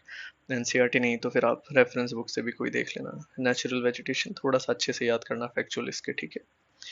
इसके बाद में इंडियन में एक आएगा क्लाइमेट, क्लाइमेट सेक्शन में मॉनसून, मॉनसून हम पूरा का पूरा फिजिकल ज्योग्राफी में कवर करेंगे, ठीक है, मतलब आप करेंगे, सॉरी, तो पूरा मॉनसून आपको कवर करना ही है उसके अंदर, अगर आप बता देना अगर आपको मॉनसून टफ लगता है तो हम क्लास ले लेंगे मॉनसून के लिए, ठीक है। तो मॉनसून हम, मॉनसून की ओरिजिन हो गया, रीजनल और सीजनल वेरिएशन, तो इंडिया को कैसे मानसून अफेक्ट करा है, कितनी कंट्रीज मानसूनल कंट्रीज होती हैं जहाँ पे बारिश मानसून के थ्रू देखने को मिलती है, बाकी जगह क्यों नहीं मिलती है, तो वो सारे कंसेप्ट जो है आपको अच्छे से देखने, कौन सी चीज़ें प्रभावित करती है मानसून को पॉजिटिवली नेगेटिवली, हमारे यहाँ मानसून अच्छा आ रहा है तो कहाँ पे कम आ रहा है, वो सारा एल नीनो एनसो वगैरह आप जो सर्कुलेशन पढ़ोगे वो सारा उसमें कवर हो जाएगा। डिस्ट्रीब्यूशन ऑफ टेम्परेचर, तापमान का वर्गीकरण, जैसे हमने वर्ल्ड के अंदर देखा था वैसे ही आपको इंडियन पर्सपेक्टिव से देखना है, रेनफॉल देखना है बारिश का, और लोकल विंड्स, इंडिया की कुछ लोकल विंड्स गिनी चुनी है, ज़्यादा नहीं है बट फिर भी आपको पता होनी चाहिए। फिर एक इंपॉर्टेंट सेक्शन आता है इंडियन ज्योग्राफी का जिसमें काफ़ी फैक्ट्स आपको याद करने पड़ेंगे, वो है आपका minerals and power resources, major type and their potential, तो कौन से मेजर टाइप्स हैं आपके मिनरल के, तो वो ज़रूर देख लेना, ठीक है, उनके और क्या हैं, कितने टाइप के, ठीक है, तो जैसे आयरन हो गया वो कितने प्रकार का होता है, कोल कितने प्रकार का होता है, तो वो बहुत बार पूछे जाते हैं, उनका पोटेंशियल क्या है, कितना उन, क्या उनका मतलब पोटेंशियल देख सकते हैं, ठीक है। कौन से स्टेट में ज़्यादा पाया जाता है, कहाँ पे उत्पादन ज़्यादा है, कहाँ पे उसके भंडार ज़्यादा है, वो सारी चीज़ें आपको देखनी है। तो डिस्ट्रीब्यूशन एंड प्रोडक्शन, तो उसका आपका डिस्ट्रीब्यूशन देखना है, प्रोडक्शन किस राज्य में लो अयस्क सर्वाधिक कौन से राज्य में पाए जाते हैं, या लो अयस्क के भंडार सर्वाधिक किस राज्य में, तो वो दोनों अलग भी हो सकता है, एक भी हो सकता है, तो वो भी आप जरूर पढ़ लेना। Source of non conventional energies, ठीक है, इसमें हमको देखना है कि सोर्स क्या है non conventional energy, non conventional energy कौन सी होगी जो आपकी कैसी है, रिन्यूएबल एनर्जी की बात कर रहा है, ठीक है। तो रिन्यूएबल एनर्जी के कितने हैं आपके प्रकार, तो आपके सारी विंड विंड हो गया आपका, ठीक है, या सन से, आपके सूरज की किरणों से बनने वाली जो एनर्जी है, ठीक है। फिर आपका हाइड्रो इलेक्ट्रिक वगैरह, ये सारी चीज़ें, तो वो सब चीज़ें आपको सोर्स उसके देखने हैं, उनके डेटा भी ज़रूर आप देख लीजिएगा, किस राज्य में सर्वाधिक क्षमता है, पोटेंशियल है नॉन कन्वेंशनल एनर्जी का, ठीक है। तो ये सारी चीज़ें आप देख लेना। तो फिजिकल ज्योग्राफी से हम देखें तो फिजिकल ज्योग्राफी में सविंदर सिंह बुक है अगर आपके पास, तो पूरी जियोमोर्फोलॉजी कवर हो जाती है उसमें, आपका पूरा क्लाइमेट सविंदर सिंह सर की बुक से हो सकता है, पूरी ओशियनोग्राफी आपकी कंप्लीट हो सकती है, और बायोजियोग्राफी। तो अगर सविंदर सिंह सर की बुक है तो आपके फर्स्ट पार्ट की 4 यूनिट पूरी ही कवर हो जाती है। फिजिकल ज्योग्राफी ऑफ इंडिया के लिए आप कोई भी दूसरी किताब ला सकते हो, वैसे खुल्लर सर की किताब अच्छी चलती है इंडियन ज्योग्राफी में, तो खुल्लर की भी एक अच्छी किताब आती है, ये भी आप लेके आ सकते हैं। बाकी सविंदर सिंह सर की किताब से 4 यूनिट और एक खुल्लर सर की किताब से आपकी 5 यूनिट, तो 5 यूनिट के लिए आपको 2 बुक्स से पूरा कवर हो जाएगा। तो पूरा एक सेक्शन जो है आपका CUET पीजी का, सुनने में लग रहा होगा कि इतनी किताबें, बट ट्रस्ट मी, अगर ये आप कर लेते हो तो आगे आपके किसी भी एग्जाम में शायद दिक्कत नहीं आएगी। तो पूरा एक पार्ट आपकी 90% तो एक ही बुक से कवर हो रहा है, 10% के लिए आपको कोई भी एक दूसरी किताब लानी पड़ सकती है, ठीक है। तो ये था आपका फर्स्ट पार्ट, पार्ट ए, जिसमें फिजिकल ज्योग्राफी थी आप जो था वो हमने कंप्लीट कर लिया है। अब दूसरा पार्ट जो है वो है आपका मानव भूगोल, ह्यूमन ज्योग्राफी, ठीक है। ह्यूमन ज्योग्राफी में जो पहला सेक्शन है, और वैसे अगर हम देखें तो फिफ्थ सेक्शन जो है, फिफ्थ सेक्शन में दिया हुआ है आपके geographical thought, geographical thought, nature and scope of geography, ठीक है। कोई भी यूनिट, कोई भी सेक्शन आप स्टार्ट करते हैं तो सबसे पहले उसका नेचर, स्कोप वगैरह वो सारी चीज़ें पूछी जाती है। तो एक बेसिक सा इंपॉर्टेंट, मतलब बेसिक सा चैप्टर कह सकते हैं, कुछ फैक्ट्स वगैरह होते हैं उसमें, स्कॉलर से रिलेटेड जो भी उससे संबंधित है वो चीज़ें आप देख सकते हैं। बाकी बहुत ज़्यादा इंपॉर्टेंट नहीं होता है इन चैप्टर्स में बहुत कुछ, ठीक है। तो इसमें क्या है कि brief historical overview of geography, ठीक है, एज अ डिसिप्लिन, कि जब से एज अ डिसिप्लिन या एज अ सब्जेक्ट जब से ज्योग्राफी पॉपुलराइज या डेवलप हुआ है, तो उसके क्या क्या ओवरव्यू रहे हैं हिस्ट्री में, क्या हिस्ट्री रही है उसकी, ब्रांचेस ऑफ ज्योग्राफी, ज्योग्राफी की क्या ब्रांचेस हैं, तो ये सारी चीज़ें आपको कहाँ मिलेगी, सविंद्र सिंह सर की जो बुक है उसका जो चैप्टर फर्स्ट है उसमें आप देखोगे स्टार्टिंग के जो भी है, तो वो सारी उसकी ज्योग्राफी की आपकी ब्रांचेस कितनी हैं, general characteristics and inter relationship, एक आपको ऐसा डायग्राम भी मिलेगा उसके संबंधित, इस टाइप में ऐसे अलग अलग सब्जेक्ट होंगे उनके, ठीक है। तो वो इस टाइप में एक आपको, तो कौन कौन से इंटर रिलेशनशिप क्या है दूसरे सब्जेक्ट से, तो वो सारा एक फर्स्ट चैप्टर में आप देखोगे तो कंप्लीट, ये मेरे हिसाब से पहला ये पूरा ही कंप्लीट हो जाएगा। उसके बाद में जो ज्योग्राफिकल थॉट स्टार्ट होते हैं, जहाँ से contribution of Greek, Roman, Arab, Chinese and Indian scholars हैं। तो ग्रीक अगर आपको देखना है तो हमने 2 क्लासेस ऑलरेडी डाल रखी हैं ग्रीक स्कॉलर्स के कंट्रीब्यूशन की, तो उसमें हमने सारे ही एनेक्सीमेंडर हो गए आपके, हिकेटियस, हेरोडोटस, प्लेटो, इराटोस्थेनीस, हिपार्चस, सारी चीज़ें हमने करी है। तो अगर आपको ग्रीक स्कॉलर्स का कंट्रीब्यूशन देखना है तो हमारे ऑब्जर्व ओनली जो यूट्यूब चैनल है जिसका नाम ऑब्जर्व ओनली है, उसको आप जाके देखिए, उसमें प्लेलिस्ट बना रखी है ज्योग्राफिकल थॉट के नाम से, उसमें आप ग्रीक कंट्रीब्यूशन कंप्लीट कर लीजिए, और उसके साथ में अब आगे हम क्लास में रोमन, अरब, चाइनीज़ और इंडियन, और सारे आपके ब्रिटिश स्कॉलर हो गए, चाहे अमेरिकन स्कॉलर हो गए, ठीक है, चाहे मॉडर्न स्कॉलर्स हो गए जो भी आपके, ठीक है, हमबोल्ट वगैरह, रटजेल, रिटर वगैरह, वो जो भी है, तो वो सारे जर्मन वगैरह सब कंप्लीट करेंगे। तो ज्योग्राफिकल थॉट में आपको यूट्यूब पे करवा दूंगा, तो आप हमारे चैनल को देख सकते हैं, अगर आपको सही लगे तो आप ऐड भी हो सकते हैं, ठीक है सर। फिर contributors for the development of modern geography, तो मॉडर्न स्कॉलर्स जो भी हैं, हमबोल्ट, रिटर, ठीक है, वेरेनियस वगैरह, वो सारे भी हम उस पर करवा देंगे। तो वो सारे करने, रीसेंट ट्रेंड्स इन ज्योग्राफी, ये भी एक इम्पॉर्टेंट है। रीसेंट ट्रेंड्स के अंदर आप जैसे नेक्स्ट में आ जाएगा ये डुअलिज्म इन ज्योग्राफिक स्टडीज हैं, डुअलिज्म क्या क्या है ज्योग्राफिक यूनिट में, तो फिजिकल और ह्यूमन का करना है आपको, regional and systematic and quantitative and qualitative and idiographic and nomothetic. चलो इन्होंने सब ही दे दिए हैं डुअलिज्म, तो अच्छी बात है, तो सारी डुअलिज्म आपको करने हैं। फिजिकल और ह्यूमन ज्योग्राफी में जो डुअलिज्म हुआ था, ठीक है, जनरल और स्पेसिफिक सारे आपके, ठीक है, जो वेरिनियस वगैरह का जहाँ पे नाम आता है वो सारी चीज़ें, क्वांटिटेटिव, इडियोग्राफिक, नोमोथेटिक, ये थोड़ा ठीक है आप देख लेना, जिससे आपको थोड़ी ज्योग्राफी की अंडरस्टैंडिंग डेवलप होगी। ये चीज़ें सवाल तो ठीक है बनते हैं वैसे, इनसे ऐसी बात नहीं है कि सवाल नहीं बनते, बट ज्योग्राफी की अंडरस्टैंडिंग की, ज्योग्राफी सब्जेक्ट अगर आपको जानना है तो ये चीज़ें ज़रूर पढ़िएगा, ड्यूअलिज्म वगैरह बहुत अच्छी चीज़ है। फिर कैसे कैसे पैराडाइम शिफ्ट हुए हैं, पैराडाइम्स होते हैं क्या हैं, किसने ये अवधारणा दी थी, तो थॉमस कून वगैरह आपके नाम सुनने को आएंगे हैं, ठीक है। और पर्सपेक्टिव इन ज्योग्राफिक, ज्योग्राफी में क्या क्या रहा है, तो ये पैराडाइम शिफ्ट हुए थे, कुछ पॉजिटिविज्म है, बिहेवियरलिज्म है, व्यवहारवाद है, और मानवतावाद है, स्ट्रक्चरलिज्म है, फेमिनिज्म, पोस्ट मॉडर्निज्म, तो ये सारे आप जरूर पढ़ लेना, ठीक है। क्वांटिटेटिव क्यूआर वगैरह सब आते हैं इसके अंदर, तो क्यूआर से ही आप शुरू करके फिर साथ में पॉजिटिविज्म, पॉजिटिविज्म के बाद बिहेवियरलिज्म, ये पूरा सीक्वेंस से ही आप याद करना। इसमें कुछ जैसे रेडिकलिज्म भी रहता है, कुछ इसमें वेलफेयर वाला, तो ये एक दो शायद इसमें दे नहीं रखे हैं पैराडाइम शिफ्ट, बट अगर आप चाहो तो इनको भी कंप्लीट कर सकते हो। तो ये सारा ज्योग्राफिकल थॉट में मैं आपको यूट्यूब पे करवा दूंगा, ठीक है। इसके बाद में आपके अगली जो सेक्शन आ जाता है ह्यूमन ज्योग्राफी का, वो है पॉपुलेशन ज्योग्राफी। बहुत इंपॉर्टेंट, बहुत सवाल पुट होने वाली ये यूनिट है। तो इसके अंदर आप देखेंगे तो डिवीजन ऑफ मैनकाइंड, तो racial groups and culture system and, तो रेशियल ग्रुप्स कौन कौन से हैं, तो रेसेस वगैरह की पूरा एक डिटेल चैप्टर है, आप ज़रूर पढ़ लेना। विश्व की मानव प्रजातियां हैं, कौन कौन सी प्रजातियां हैं, उनकी विशेषताएं क्या क्या हैं, ठीक है। उनके क्या सिफेलिक इंडेक्स, नेजल इंडेक्स, उनको किस नाम से जाना जाता है, वो बहुत सारे हैं, तो आप ज़रूर पढ़ लेना, ठीक है। उनके कल्चर्स कैसे हैं, system and characteristics and their distribution, ठीक है। फिर human adaptation to the environment, ठीक है। तो ह्यूमन एडेप्टेशन की, मानव कैसे अलग अलग वातावरण में खुद को एडेप्ट करता है, ठीक है। तो एडेप्टेशन ऑन मॉडर्न सोसाइटी, फिर मॉडर्न सोसाइटी, फिर उसके साथ में globalisation and cultural change, cultural diffusion वगैरह, ये सारी चीज़ें शुरू हो जाती है। तो वो भी आप देखिए, देख लीजिएगा। लैंग्वेज कम्युनिकेशन बिलीफ, ठीक है, ये कोई बहुत इंपॉर्टेंट बड़े टॉपिक नहीं है, अगर नहीं भी मिलता है इनसे रिलेटेड कुछ कंटेंट तो ठीक है, या आप शायद मेरे हिसाब से कॉमन सेंस से भी कर पाएंगे ये सवाल, इतना ऐसा कुछ नहीं है। इसमें जो पढ़ने लायक है, रेशियल ग्रुप्स अच्छे से पढ़ लीजिएगा आप, ठीक है।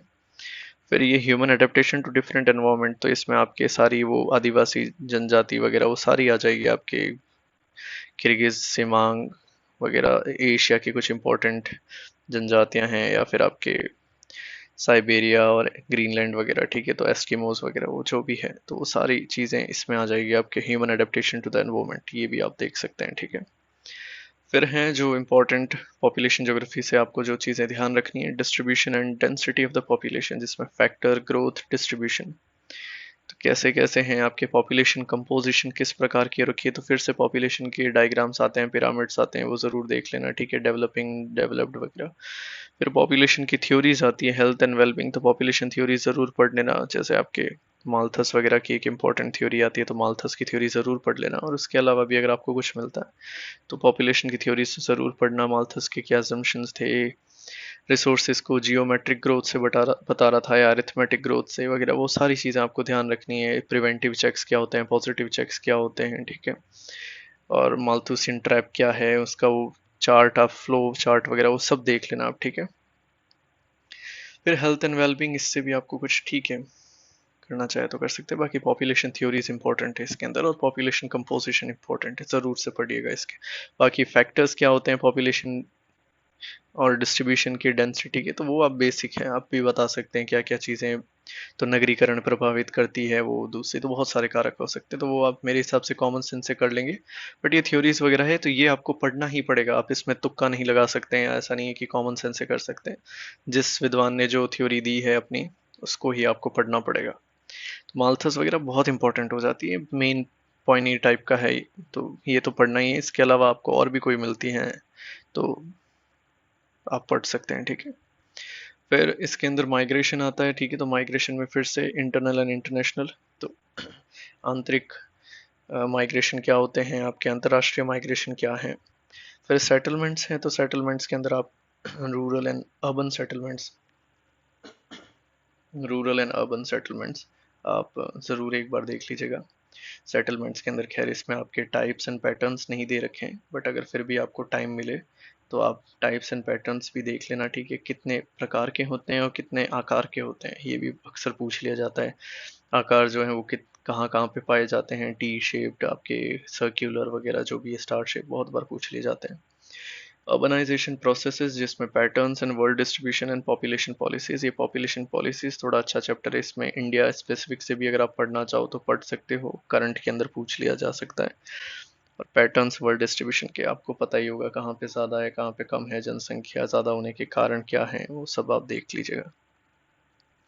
फिर आती है आपकी इलेक्टोरल ज्योग्राफी। इलेक्टोरल ज्योग्राफी में फ्रंटियर्स और बाउंड्रीज क्या होती है ये ज़रूर देख लेना, ठीक है। अभी फ्रंटियर्स वगैरह तो खैर अभी अपने न्यूज़ में भी खूब चल ही रहा है, फ्रंटियर्स और बाउंड्रीज कहाँ पे। तो फ्रंटियर्स वो एकदम जो आपकी डिमार्केट नहीं हो रखी है प्रॉपर एक बाउंड्री के फॉर्मेशन में, वो फ्रंटियर वाले हो जाते हैं। जैसे इंडिया में अगर फ्रंटियर का एक अच्छा उदाहरण देखिए तो हम गुजरात के अंदर देख सकते हैं, ठीक है। तो गुजरात में बहुत प्रॉपर, तो ये आपके फ्रंटियर्स के क्या हो जाते हैं, एग्जाम्पल्स हो जाते हैं।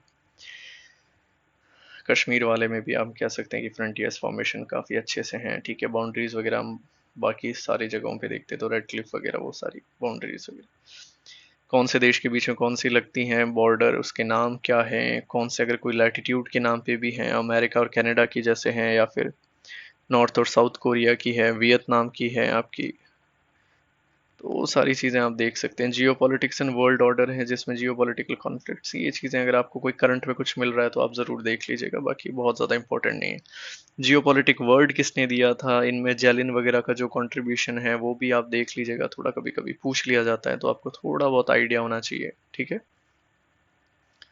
फिर इसके बाद में ज्योग्राफी ऑफ रिसोर्सेज हैं, तो संसाधन वगैरह में क्या है तो आप देख सकते हैं nature and component of resources, जिसमें resources and environment interference, classification of resources, renewable कौन से होते हैं, नॉन रिन्यूएबल कौन से हैं, बायोटिक कौन से हैं, अबायोटिक कौन से, तो वो सारा आपने जो, इसके लिए आप नॉर्मल एनसीईआरटी रेफर कर सकते हैं।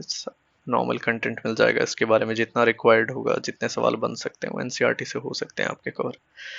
फिर वाटर, फॉरेस्ट, सॉइल रिसोर्सेज, जिसमें टाइप्स क्या हैं, distribution, economic and environmental significance, ये सारे आपको एनसीईआरटी से मिल जाएंगे। डिफॉरेस्टेशन क्या होता है, अफॉरेस्टेशन क्या है, सॉइल इरोजन क्या होता है, कितने प्रकार के हैं, वाटर पोल्यूशन क्या है, इनके कारक क्या हैं, इनको प्रभावित करने वाली चीज़ें क्या है, वो सारी चीज़ें आपको एनसीईआरटी से।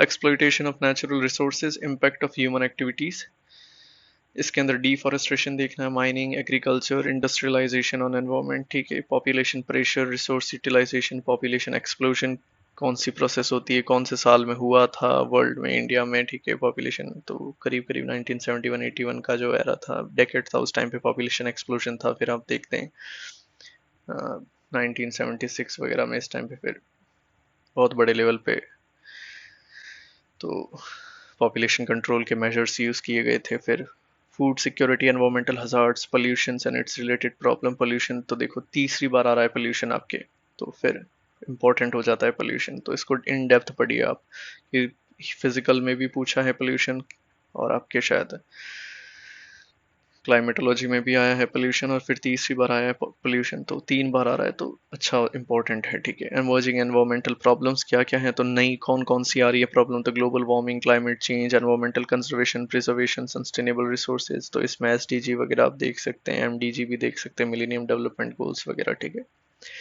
पेरिस ट्रीटी वगैरह, पेरिस एग्रीमेंट और ब्रूकलैंड कमीशन वगैरह, सस्टेनेबल वर्ल्ड कहाँ से आया, तो वो सारी चीज़ें आप इसमें आप कवर करना चाहे तो कर सकते हैं। बाकी ये सब चीज़ें मेरे हिसाब से बहुत ज़्यादा इम्पोर्टेंट नहीं है ये वाली यूनिट, अगर आप थोड़ा बहुत अगर जानकारी रखते हैं तो ये चीज़ें आपकी कॉमन सेंस से हो जाएगी, इसके लिए आपको कोई बहुत अलग से ज़्यादा लोड लेने की ज़रूरत नहीं। अभी तक की जितनी भी यूनिट्स आई है उसमें मुझे ये एक यूनिट लगी है जो आप नॉर्मल एनसीईआरटी से या थोड़ा बहुत अगर अंडरस्टैंडिंग रखते हैं तो हो जाएगी ये वाली सेक्शन आपकी, ठीक है। फिर अगला सेक्शन आता है इकोनॉमिक ज्योग्राफी का, ठीक है, आर्थिक भूगोल जो है आपकी। तो sectors of economic activities, primary, secondary, tertiary, कौन कौन से तो सेक्टर्स होते हैं, तो इसका भी बहुत अच्छा समझा रखा है एनसीईआरटी के अंदर, तो एनसीईआरटी से आप रेफर कर सकते हो। Primary sector, secondary sector, tertiary sector, NCERT के अंदर आपको क्वार्टनरी भी मिल जाएगा और क्विनरी भी सेक्टर मिल जाएगा, तो पांचों सेक्टर्स आप पढ़ लेना इसके लिए। Favourable geographical condition for different economic activities, तो कौन कौन सी क्या कुछ भौगोलिक दशाएं भी होती है जो इन एक्टिविटीज़ को कंसिडर करती है, रेगुलेट करती है, तो वो सारी चीज़ें ठीक है, याद रहे, कोई बहुत ज़्यादा बड़ा टॉपिक नहीं, बट ये आप अच्छे से एनसीईआरटी से कवर कर सकते हैं। प्राइमरी, सेकेंडरी, टर्शियरी, क्वार्टनरी और क्विनरी एक्टिविटीज सारी कर लेना। प्राथमिक क्रियाएं क्या होती है, द्वितीय क्रियाएं आपने पढ़ा होगा, जो डायरेक्ट हम पर्यावरण से लेते हैं उन्हें प्राइमरी, फिर उन पर्यावरण से चीज ली गई चीज़ों का अगर आप फर्निश कर रहे हैं, उसको रिफाइन कर रहे हैं, तो वो सेकेंडरी। टर्शरी के अंदर मोस्टली सर्विस सेक्टर आ जाता है आपका, तो वो सारी चीज़ें आपको इसमें देखने को मिल जाएगी। फिर एग्रीकल्चर आता है, तो प्राइमरी क्रॉप्स क्या होती हैं, तो सारी आपकी ईडेबल क्रॉप्स हैं, ठीक है। धान वाली जो भी फसलें होती है वो सारी है। फिर आपकी कॉमर्शियल व्यापारिक फसलें कौन कौन सी हैं, तो व्यापारिक फसलों के पहले तो नाम ही पता होने चाहिए, फिर आपको इनकी सारी दशाएं पता होनी चाहिए कि cotton, sugar, T, coffee, rubber कहाँ पे होते हैं। तो इनका एक तो आपको क्या देखना है, वितरण देखना है, डिस्ट्रीब्यूशन, और फिर इनका क्या देखना है, प्रोडक्शन, कि इनका उत्पादन कैसे होता है। तो प्राइमरी और कॉमर्शियल क्रॉप्स का पहले तो क्या देखना है, डिस्ट्रीब्यूशन। तो जैसे हम देखते हैं कि चाय और कॉफ़ी भारत में कहाँ कहाँ होती है, तो साउथ में आप कर्नाटक में देखोगे तो कॉफ़ी वगैरह काफ़ी हैं, साउथ में जाओगे और उसके तो चाय वगैरह खूब देखने को मिलती है। तो ये आपको डिस्ट्रीब्यूशन पूछ लिया जाता है, इसके प्रोडक्शन भी पूछ सकते हैं। लाइव स्टॉक एंड फिशरीज हैं, तो फिशरीज का क्या कंट्रीब्यूशन है, इनलैंड फिशरीज कितनी होती है, ओशियनिक फिशरीज क्या है, लाइव स्टॉक वगैरह। फिशिंग ग्राउंड इंपॉर्टेंट बहुत, जैसे अभी हमने ऊपर ओशियनोग्राफी के अंदर हमने एक डिस्कशन करा था, हमने एक नाम दिया था, ग्रांड बैंक की बात करी थी हमने, हमने डॉगर बैंक की बात करी थी, ठीक है। तो ये सारे जो इंपॉर्टेंट फिशिंग ग्राउंड्स हैं जहाँ पे वार्म और कोल्ड करंट्स आके मिलती है, तो वहाँ पे अच्छे प्लैंक्टन्स का जमाव देखने को मिलता है, तो वहाँ पे फिशरीज अच्छी हो जाती है। तो वो सारे वर्ल्ड बैंक्स आपको फिशिंग ग्राउंड्स अच्छे से ध्यान रखना है।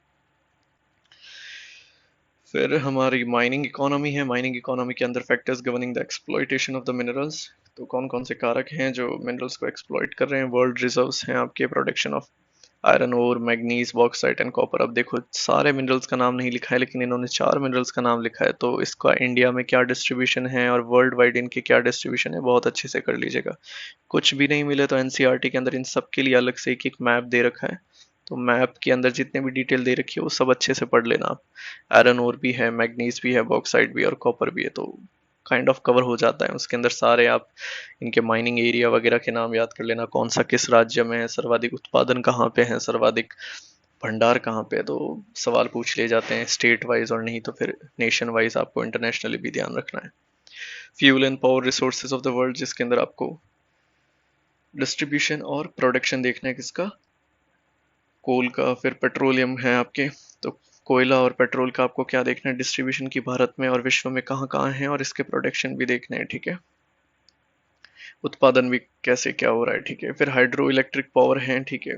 और atomic energy, non conventional source of energy, अब देखो ये फिर से कब आ रहा है, ठीक है। नॉन कन्वेंशनल तो वही सारे आपके रिन्यूएबल एनर्जी सोर्स हो गए, ठीक है। तो ये फिर से दूसरी बार रिपीट हो रहा है, तो इसको भी बहुत अच्छे से पढ़ना है। ये सारी चीज़ें आपको मैं रेकमेंड करूंगा कि आप एनसीईआरटी से ही करो इसको, ठीक है। एनसीईआरटी से करो, इन सबको हो जाएगा आपके कवर अच्छे से।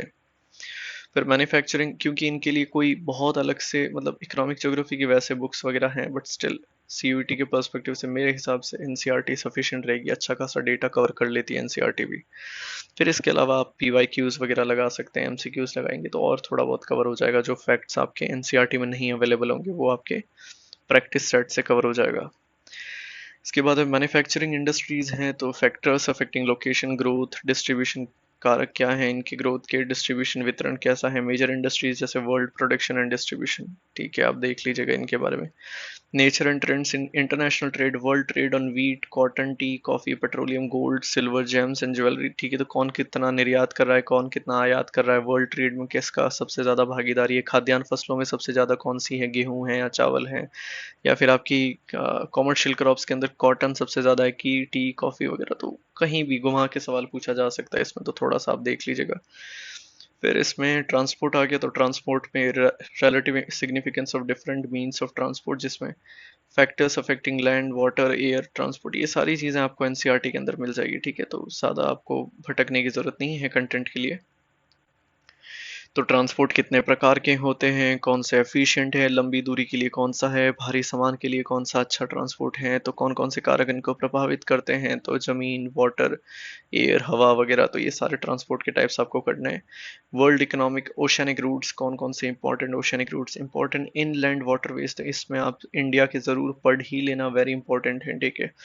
तो जैसे हम नेशनल हाईवे पढ़ते हैं सड़कों के लिए, वैसे ही नेशनल इनलैंड वाटरवेज भी हैं, तो आप देखोगे 1, 2, 3, 4 और 5, एटलीस्ट ये 5 इंडिया के इनलैंड वाटरवेज जरूर पढ़ ही लेना, ठीक है। कौन सा आपके कहाँ पे, यूपी में कौन सा है, असम में कौन सा है आपके, या साउथ में केरला में कौन सा है, आंध्रा में कौन सा है। तो सवाल रैंडमली पुट हो जाता है, तो 5 तक आप सारे इंडिया के नेशनल इनलैंड वाटरवेज पढ़ ही लेना, ठीक है।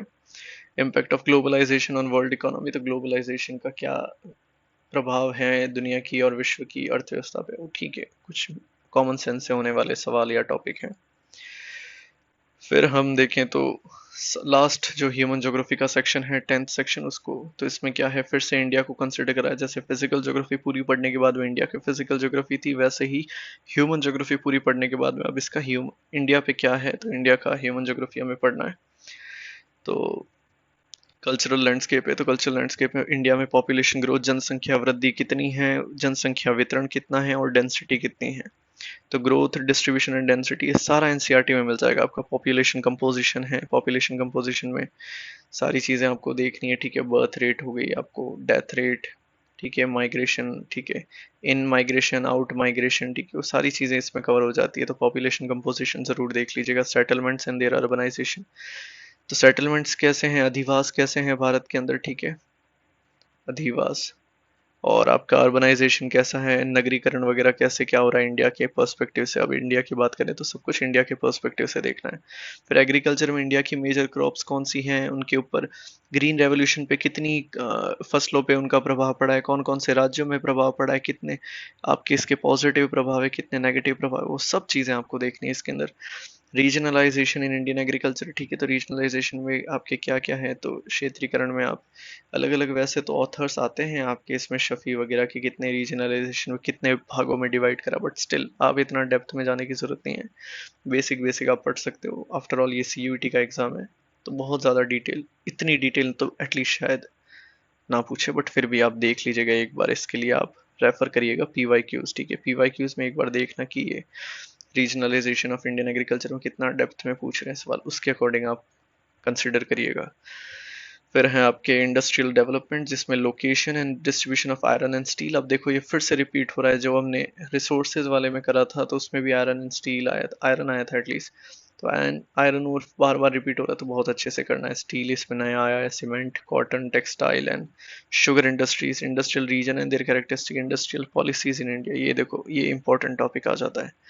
एक तो इंडस्ट्रियल रीजन कितने हैं इंडिया के अंदर, कौन कौन से हैं, सबसे बड़ा कौन सा है, सबसे छोटा इंडस्ट्रियल रीजन कौन सा है, ठीक है, किस इंडस्ट्रियल रीजन से ये वाला मिनरल सबसे ज्यादा उत्पादन किया जा रहा है, वो सारी चीजें। और plus industrial policy in India, तो सबसे पहले तो ये ध्यान रखिए कि कितनी पॉलिसीज आई है इंडिया में, इंडस्ट्रियल पॉलिसीज लेटेस्ट वाली कौन सी हैं, उसके अंदर कोई इंपॉर्टेंट बात कही गई है तो उसको नोट डाउन करिए। तो वो सारा इंडस्ट्रियल पॉलिसी से आएगा। फिर आपके ट्रांसपोर्ट नेटवर्क्स हैं, ट्रांसपोर्ट नेटवर्क्स में रेल, रोडवेज, वाटरवेज, एयरवेज और पाइपलाइंस हैं। तो इनको आप देखिएगा कि इसमें रेलवेज, अब देखिए फिर से रिपीट हो रहा है, ठीक है, तो एज इट इज है international, internal and external trade, trade composition and direction, तो ये रिपीटेड टॉपिक है आपका पूरा, ठीक है। ट्रांसपोर्ट जो रिपीटेड है उन्हें फिर एक बार में ही अच्छा करिए, क्योंकि आपको पता है 2 यूनिट में इसके सवाल पुट होंगे। Regional development and planning in India, globalisation and its impact in Indian economy, ठीक है। Changing nature and Indian economy, socio economic development, impact of development on environment and nature, natural resources, ठीक है। बहुत ज़्यादा कोई ऐसा नहीं है कि टफ पार्ट है, ठीक है, बेसिक आप थोड़ा बहुत पढ़ लीजिएगा यहाँ वहाँ से। गूगल पे भी अगर आप सर्च करेंगे तो शायद थोड़ा बहुत कुछ मिल जाएगा, तो ठीक है, कोई स्पेसिफिक नहीं है। तो आप बेसिक आपके एनसीईआरटी में भी मिल जाएगा इससे संबंधित, ठीक है, तो उसके लिए आप पढ़ सकते हैं, क्योंकि बहुत ज़्यादा इंपॉर्टेंट नहीं कहेंगे इसको, ठीक है। फिर लास्ट है हमारा पार्ट सी, ठीक है, जो है आपकी ज्योग्राफिकल टेक्निक्स, जिसमें हमें, जिसे हम आम भाषा में ज्योग्राफी प्रैक्टिकल कहते हैं, ठीक है। ज़्यादातर बच्चों का सबसे वीक सेक्शन यही रहेगा, तो ध्यान रखना सबसे ज़्यादा बढ़त बनाने वाला, अगर आपको बाकियों से जो भी यूनिट आगे लेके जाएगी वो यही यूनिट होगी, क्योंकि मोस्टली स्टूडेंट हम देखते हैं कि ये यूनिट सबकी बहुत ज़्यादा अच्छी नहीं होती हैं। तो अगर आपको लीड लेनी है, अगर एग्जाम में, सीयूईटी के एग्जाम में अगर आपको लीड लेनी है बाकी लोगों से, क्योंकि बाकी जो सेक्शन है उसके अंदर ऐसा कुछ भी नहीं है कि आप ही कर पाएंगे और बाकी कोई नहीं कर पा रहा है। फिजिकल ज्योग्राफी ऑलमोस्ट ऑलमोस्ट सभी स्टूडेंट्स पढ़ते हैं, मानव भूगोल, ह्यूमन ज्योग्राफी ऑलमोस्ट ऑलमोस्ट सारे ही स्टूडेंट पढ़ेंगे और पढ़ के ही आएंगे।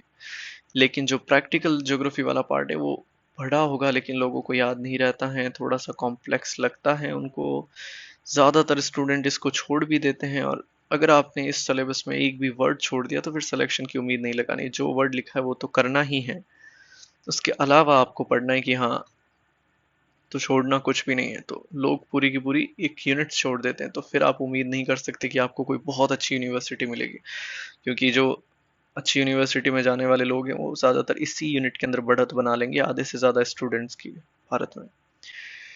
चलिए, तो इस यूनिट में पार्ट सी के अंदर सबसे पहला है आपका कार्टोग्राफी। कार्टोग्राफी में देखिए एलिमेंट ऑफ मैप साइंस, ठीक है, concept of scale and map, तो मापनी क्या होती है, ठीक है, मापनी मानचित्र वगैरह वो सब आपको देखने हैं। आपने प्रैक्टिकल में फर्स्ट सेमेस्टर सेकंड सेमेस्टर में ज़रूर देखा होगा, फर्स्ट ईयर सेकंड ईयर में मापनी क्या होती है, कितने प्रकार की होती है, मापने की विधियाँ क्या है, ठीक है, सरल मापनी क्या होती है आपकी, समय मापनी क्या होती है, विकर्ण मापनी, डायगोनल स्केल वगैरह, टाइम स्केल, ठीक है, वो सब चीज़ें आप पढ़िएगा इसमें। इसके यूनिट्स वगैरह भी आप ध्यान रखिएगा, कितने किलोमीटर में कितने क्या, वो सारी एक टेबल होगी आपके बुक में, तो वो आप देख सकते हैं। Types of map and scales, मानचित्र कितने प्रकार के होते हैं वो सारी देख लेना, किस किस आधार पे कितने होते हैं, तो वो भी आप जरूर ध्यान रखिएगा। स्केल्स में construction of graphical linear scale, enlargement and reduction of the map, आज के ही हमने ग्रुप ऑब्जर्व ओनली जो हमारा व्हाट्सएप की कम्युनिटी है उसी के अंदर मैंने एक क्वेश्चन शेयर करा था कि इस आरएफ का अगर कोई मानचित्र है तो उसको 2 गुना बड़ा या 2 गुना छोटा कर दिया जाए तो उसका आरएफ कितना हो जाएगा। तो वो एनलार्जमेंट और रिडक्शन से काफ़ी बार सवाल पूछ लिए जाते हैं, तो वो आप ज़रूर ध्यान रखिएगा। मेथड्स एंड प्रोसीजर्स हैं, मेथड्स एंड प्रोसीजर में मैप कंपाइलेशन है, जनरलाइजेशन है, तो वो भी आप ठीक है देख लीजिएगा थोड़ा बहुत। General principles in classification of projection, तो प्रोजेक्शन आपने करे ही होंगे, ठीक है, प्रोजेक्शन को हिंदी में कुछ प्रक्षेप, हाँ, तो प्रक्षेप आपने पढ़े होंगे, आपके प्रैक्टिकल में आए होंगे, नहीं पढ़े होंगे तो बहुत ज़्यादा टफ नहीं है, ठीक है। तो उनका कंस्ट्रक्शन कैसे, उनका निर्माण कैसे किया जाता है, प्रॉपर्टीज उनकी क्या है, क्योंकि सारे प्रक्षेपों की अलग अलग विशेषताएं होती हैं और हर प्रक्षेप की क्या है, लिमिटेशन तो होती है, खैर हमें पता ही है। उनके इस्तेमाल यूजेस क्या हैं, और इन्होंने देखो अलग से नाम दिए हैं, जेनिथल, कॉनिकल एंड सिलेंड्रिकल प्रोजेक्शन। तो ये कितनी अच्छी बात है कि इन्होंने अलग से नाम दिया है, मतलब आपको वो तो पढ़ना ही है। तो जेनिथल अच्छे से, कॉनिकल और सिलेंड्रिकल, वैसे और भी बहुत सारे होते हैं बट चलो अच्छी बात है कि 3 दे दिए इन्होंने। फिर मेथड्स ऑफ शोइंग रिलीफ, तो हैश्योर क्या होते हैं, शेडिंग क्या होती है, कंटूर्स क्या होते हैं, ठीक है, तो ये भी आपने फाइल में ज़रूर बनाया होगा, और नहीं भी बनाया तो बहुत ज़्यादा टफ नहीं है, ठीक है। बेसिक है कि आप ऊंचाई वाले जो क्षेत्र होते हैं, रिलीफ फीचर्स होते हैं, उनको किन किन विधियों से शो करते हैं, तो कुछ लोग हैश्योर शो करते हैं, शेडिंग होते हैं, कंटूर्स होते हैं, समान ऊंचाई वाली रेखाओं को, बिंदुओं को मिलाने वाली रेखाएं हैश्योर्स में, डॉट डॉट डॉट डॉट, या मतलब बहुत सारी विधियां हैं, ठीक है, तो उनको आप ज़रूर पढ़ लीजिएगा, उनकी विशेषता। कंटूर इंटरपोलेशन है जिसमें प्रोफाइल्स और drawing profiles and their relevance of landform mapping and analysis, तो आपने प्रोफाइल्स वगैरह बनाई होगी इस तरीके से, ठीक है, तो कोई अगर पहाड़ी वाले इलाके को शो करना है तो इस तरीके से आपने ऐसे फाइल्स में, अगर जो ग्रेजुएशन वाले स्टूडेंट है उनको ज़रूर याद होगा, इस तरीके से आपने बनाई होगी, तो वो सारी चीज़ें हैं इसके अंदर। जो प्रोफाइल वाला सेक्शन है इसमें सब चीज़ें प्रोफाइल अलग अलग लैंड फॉर्म्स की, तो पठार की आपने बनाई होगी, मैदान की बनाई होगी आपने, कोई गहरा डिप्रेशन है उसकी बनाई होगी आपने, कोई पहाड़ी वगैरह की बनाई होगी, तो वो सब पूछ लिया जाता है। आइडेंटिफिकेशन ऑफ डिफरेंट रॉक एसवाई topo sheet, interpretation of physical and cultural topographic sheets, तो ये भी पूछ लिया जाता है, एसवाई टोपो शीट कौन सी टोपो शीट हमारे इंडिया में यूज़ की जाती हैं, ठीक है, तो वो भी अक्सर पूछ लिया जाता है, वो आप देख लीजिएगा टोपो शीट में कौन कौन से, हाँ, आपके साइंस वगैरह को आपको ध्यान रखना होता है, कौन कौन सी चीज़ें प्रदर्शित की गई होती है, तो वो पूछ लिया जाता है। फिजिकल और कल्चरल टोपोग्राफिक दोनों शीट्स पूछेंगे आपसे। फिर है आपके methods and instrument for collecting of weather data, तो वेदर डेटा को प्रदर्शित करने के लिए आपके क्लाइमोग्राफ होता है, hythergraph, isotherms, isobars, isohyet, ठीक है, तो क्लाइमोग्राफ जो टेलर वगैरह ने आपके ध्यान रखना है, एक तो होता है आपका क्लाइमोग्राफ, ठीक है, और एक इसी नाम से एक अलग होता है क्लाइमेटोग्राफ। दोनों में बहुत फर्क है, तो ध्यान रखना, दोनों को सेम मत रखना। इसमें क्लाइमोग्राफ पूछा है, क्लाइमेटोग्राफ नहीं पढ़ना है, ठीक है, तो ये थोड़ा सा ध्यान रखना, क्लाइमोग्राफ और क्लाइमेटोग्राफ, ठीक है। तो ग्रिफिथ टेलर वगैरह के आपने पढ़े होंगे, हीदर ग्राफ भी आपने बनाया होगा, तो ध्यान रखना कौन किसका एक्स एक्सिस पे क्या है, वाई एक्सिस पे किसका यूज किया जाता है, ठीक है। क्लाइमोग्राफ में भी बहुत ध्यान रखना आप, ठीक है। स्क्रॉचिंग कहाँ आएगा, मगी कहाँ आएगा, रॉक इधर आएगा, कीन किधर आएगा, ठीक है। फिर एक्स वाई एक्सेस पे क्या शो किया जाता है, एक्स एक्सेस पे क्या शो किया जाता है, इसमें किन चीज़ों का डायग्राम बना जाता है। तो क्लाइमोग्राफ बहुत डिटेल में आप पढ़ना अच्छे से, कौन से वर्ष में दिया था, किसने दिया था, ठीक है। तो ये थोड़ा सा इंपॉर्टेंट होता है। फिर इधर ग्राफ भी देख लेना, आइसोथर्म्स, समताप रेखाएं, आइसोबार समदाब रेखाएं, आइसो हाइट, समान ऊंचाई वाले इलाकों को मिलाने वाली वगैरह, वो सारी चीजें आपको ध्यान रखनी है। प्रिपरेशन ऑफ वेदर मैप्स, ठीक है। तो वेदर मैप्स में क्या क्या सिंबल्स यूज किए जाते हैं, वेदर मैप्स में interpretation of Indian daily weather maps, ठीक है। फिर mapping techniques of population, social, economic, cultural data, जिसमें आपने जनसंख्या वितरण के लिए डॉट मेथड का यूज किया होगा, आइसोप्लेथ मेथड का यूज किया होगा, ठीक है, और कोरोप्लेथ का भी यूज किया होगा। तो वो सारे आप ध्यान रखिएगा, थोड़े इंपॉर्टेंट रहते हैं ये। सेक्शन के बाद में हम देखेंगे सर्वेइंग टेक्निक्स कौन कौन सी हैं। तो basic principles of serving, types of serving, survey कितने प्रकार के होते हैं, सर्विंग इंस्ट्रूमेंट कौन कौन से हम इंस्ट्रूमेंट जो सर्वे के अंदर यूज करते हैं, ठीक है। अगर आप ग्रेजुएशन के वो स्टूडेंट है जो एनईपी के सिलेबस के अकॉर्डिंग है, जो अभी रिसेंट के सेमेस्टर सिस्टम में है, तो उसके अंदर आपके आई गेस सेकेंड सेमेस्टर के अंदर ही आपके सर्वे वगैरह सब कुछ बताया जाएगा आपको प्रैक्टिकल के अंदर। तो आप थोड़ा सा ध्यान दीजिएगा, ये सब आपके सीयूईटी में भी है। Basic principle of field work जो भी होगा आपका, जो सर्वे होगा आपके, ठीक है, सेकेंड सेमेस्टर में, तो वो आप सर्वे वाला पूरा काम है field work. Techniques in physical and socio economic field survey, data collection and method, data collection के कितने मेथड्स होते हैं, कैसे कैसे हम डेटा कलेक्ट कर सकते हैं, प्राइमरी डेटा क्या होता है, सेकेंडरी डेटा क्या होता है, ठीक है, क्वालिटेटिव क्वांटिटेटिव डेटा क्या होते हैं, वो सारी चीज़ें, open ended question, close ended question वगैरह वो देख सकते हैं आप इसमें। चेन एंड टेप सर्वे, ये आपने ऑलमोस्ट ज्योग्राफी के सारे स्टूडेंट करते ही हैं। जरीब फीता सर्वेक्षण है तो उसमें प्रिज्मेटिक कंपास सर्वे, ठीक है। प्लेन टेबल सर्वे के अंदर लेवलिंग टेक्निक्स क्या क्या होती हैं, इलेक्ट्रॉनिक सर्विंग इंस्ट्रूमेंट, थियोडोलाइट क्या होता है, इलेक्ट्रॉनिक डिवाइसेस वगैरह। तो मतलब कुल मिला के पूरा चेन एंड टेप सर्वे आपको अच्छे से पढ़ना है, ठीक है। तो ये शायद आपने ऑलमोस्ट करा ही होगा, नहीं करा है तो प्लीज़ ध्यान दीजिएगा। अगर कभी आपके जूनियर्स जरीब फीता सर्वेक्षण करे तो आप जाके समझिएगा उनके आसपास, क्योंकि ये आपको पूछा जा रहा है इसमें। देखिए बाकी और कुछ नहीं पूछा है। चेन एंड टेप सर्वे आ गया और प्लेन टेबल सर्वे दोनों ही आ गए, ठीक है। तो इनके दोनों के मेथड्स भी पढ़ लेना, इंटरसेक्शन, रेडिएशन वगैरह वो सारी विधियां भी साथ में पढ़ लेना इसके, ठीक है।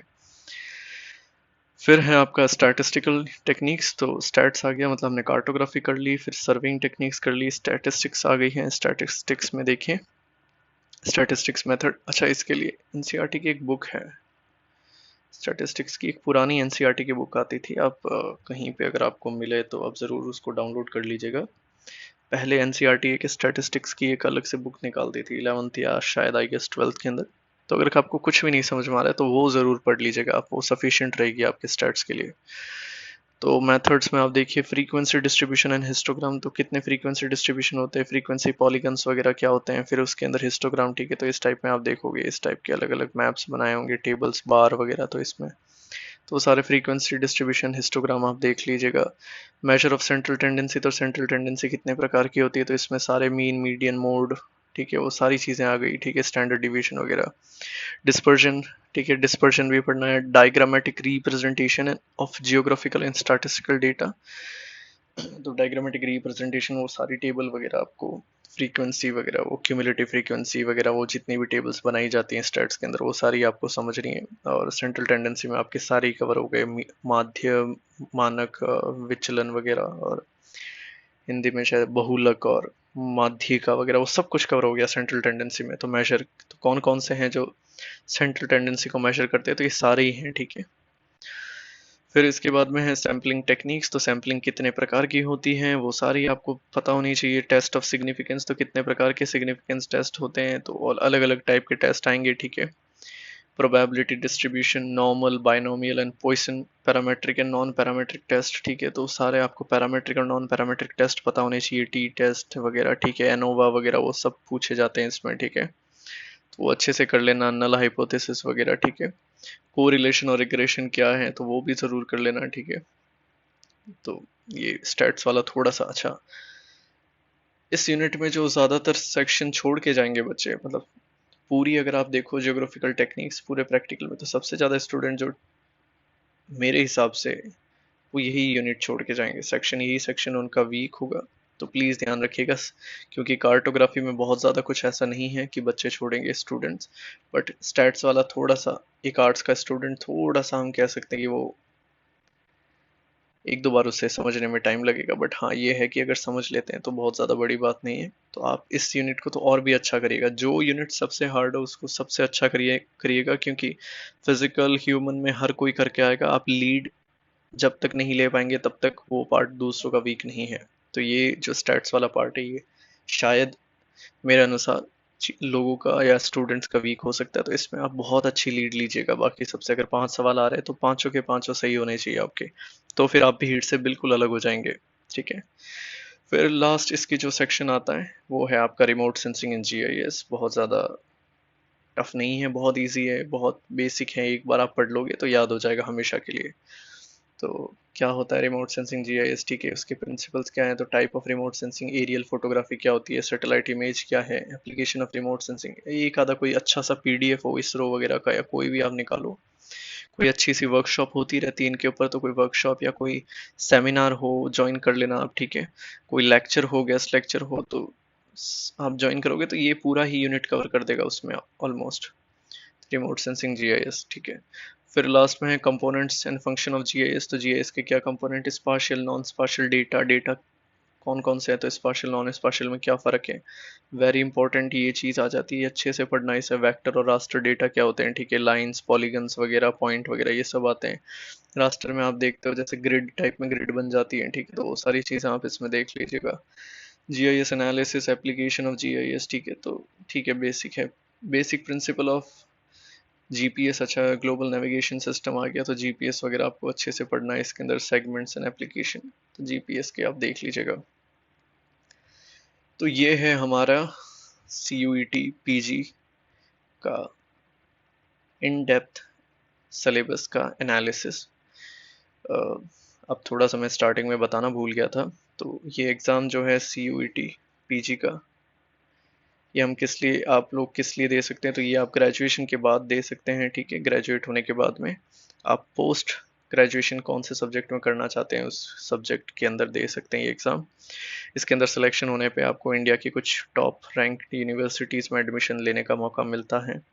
तो अगर आपके बहुत अच्छे मार्क्स आते हैं तो आपको बहुत अच्छी यूनिवर्सिटीज़ आपके शायद नंबर्स के अकॉर्डिंग मिलती है।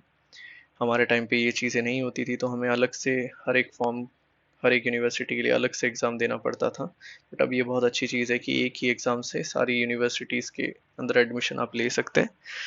तो अगर आप पीजी बहुत अच्छी यूनिवर्सिटी से करना चाहते हैं तो आप इस एग्ज़ाम का ज़रूर एक बार अप्लाई करना आप। और अगर आपका सब्जेक्ट जियोग्राफी है तो आप हमसे जुड़ सकते हैं। हमारे ग्रुप का नाम है ऑब्जर्व ओनली। अगर आपका मन है कि आप ज्योग्राफी एज अ पीजी का सब्जेक्ट रखना चाहते हैं और उसके लिए आप सीयूईटी पीजी का एग्ज़ाम देते हैं, तो हम ऑलमोस्ट पूरा सिलेबस कराने की कोशिश करेंगे हमारे यूट्यूब चैनल पे।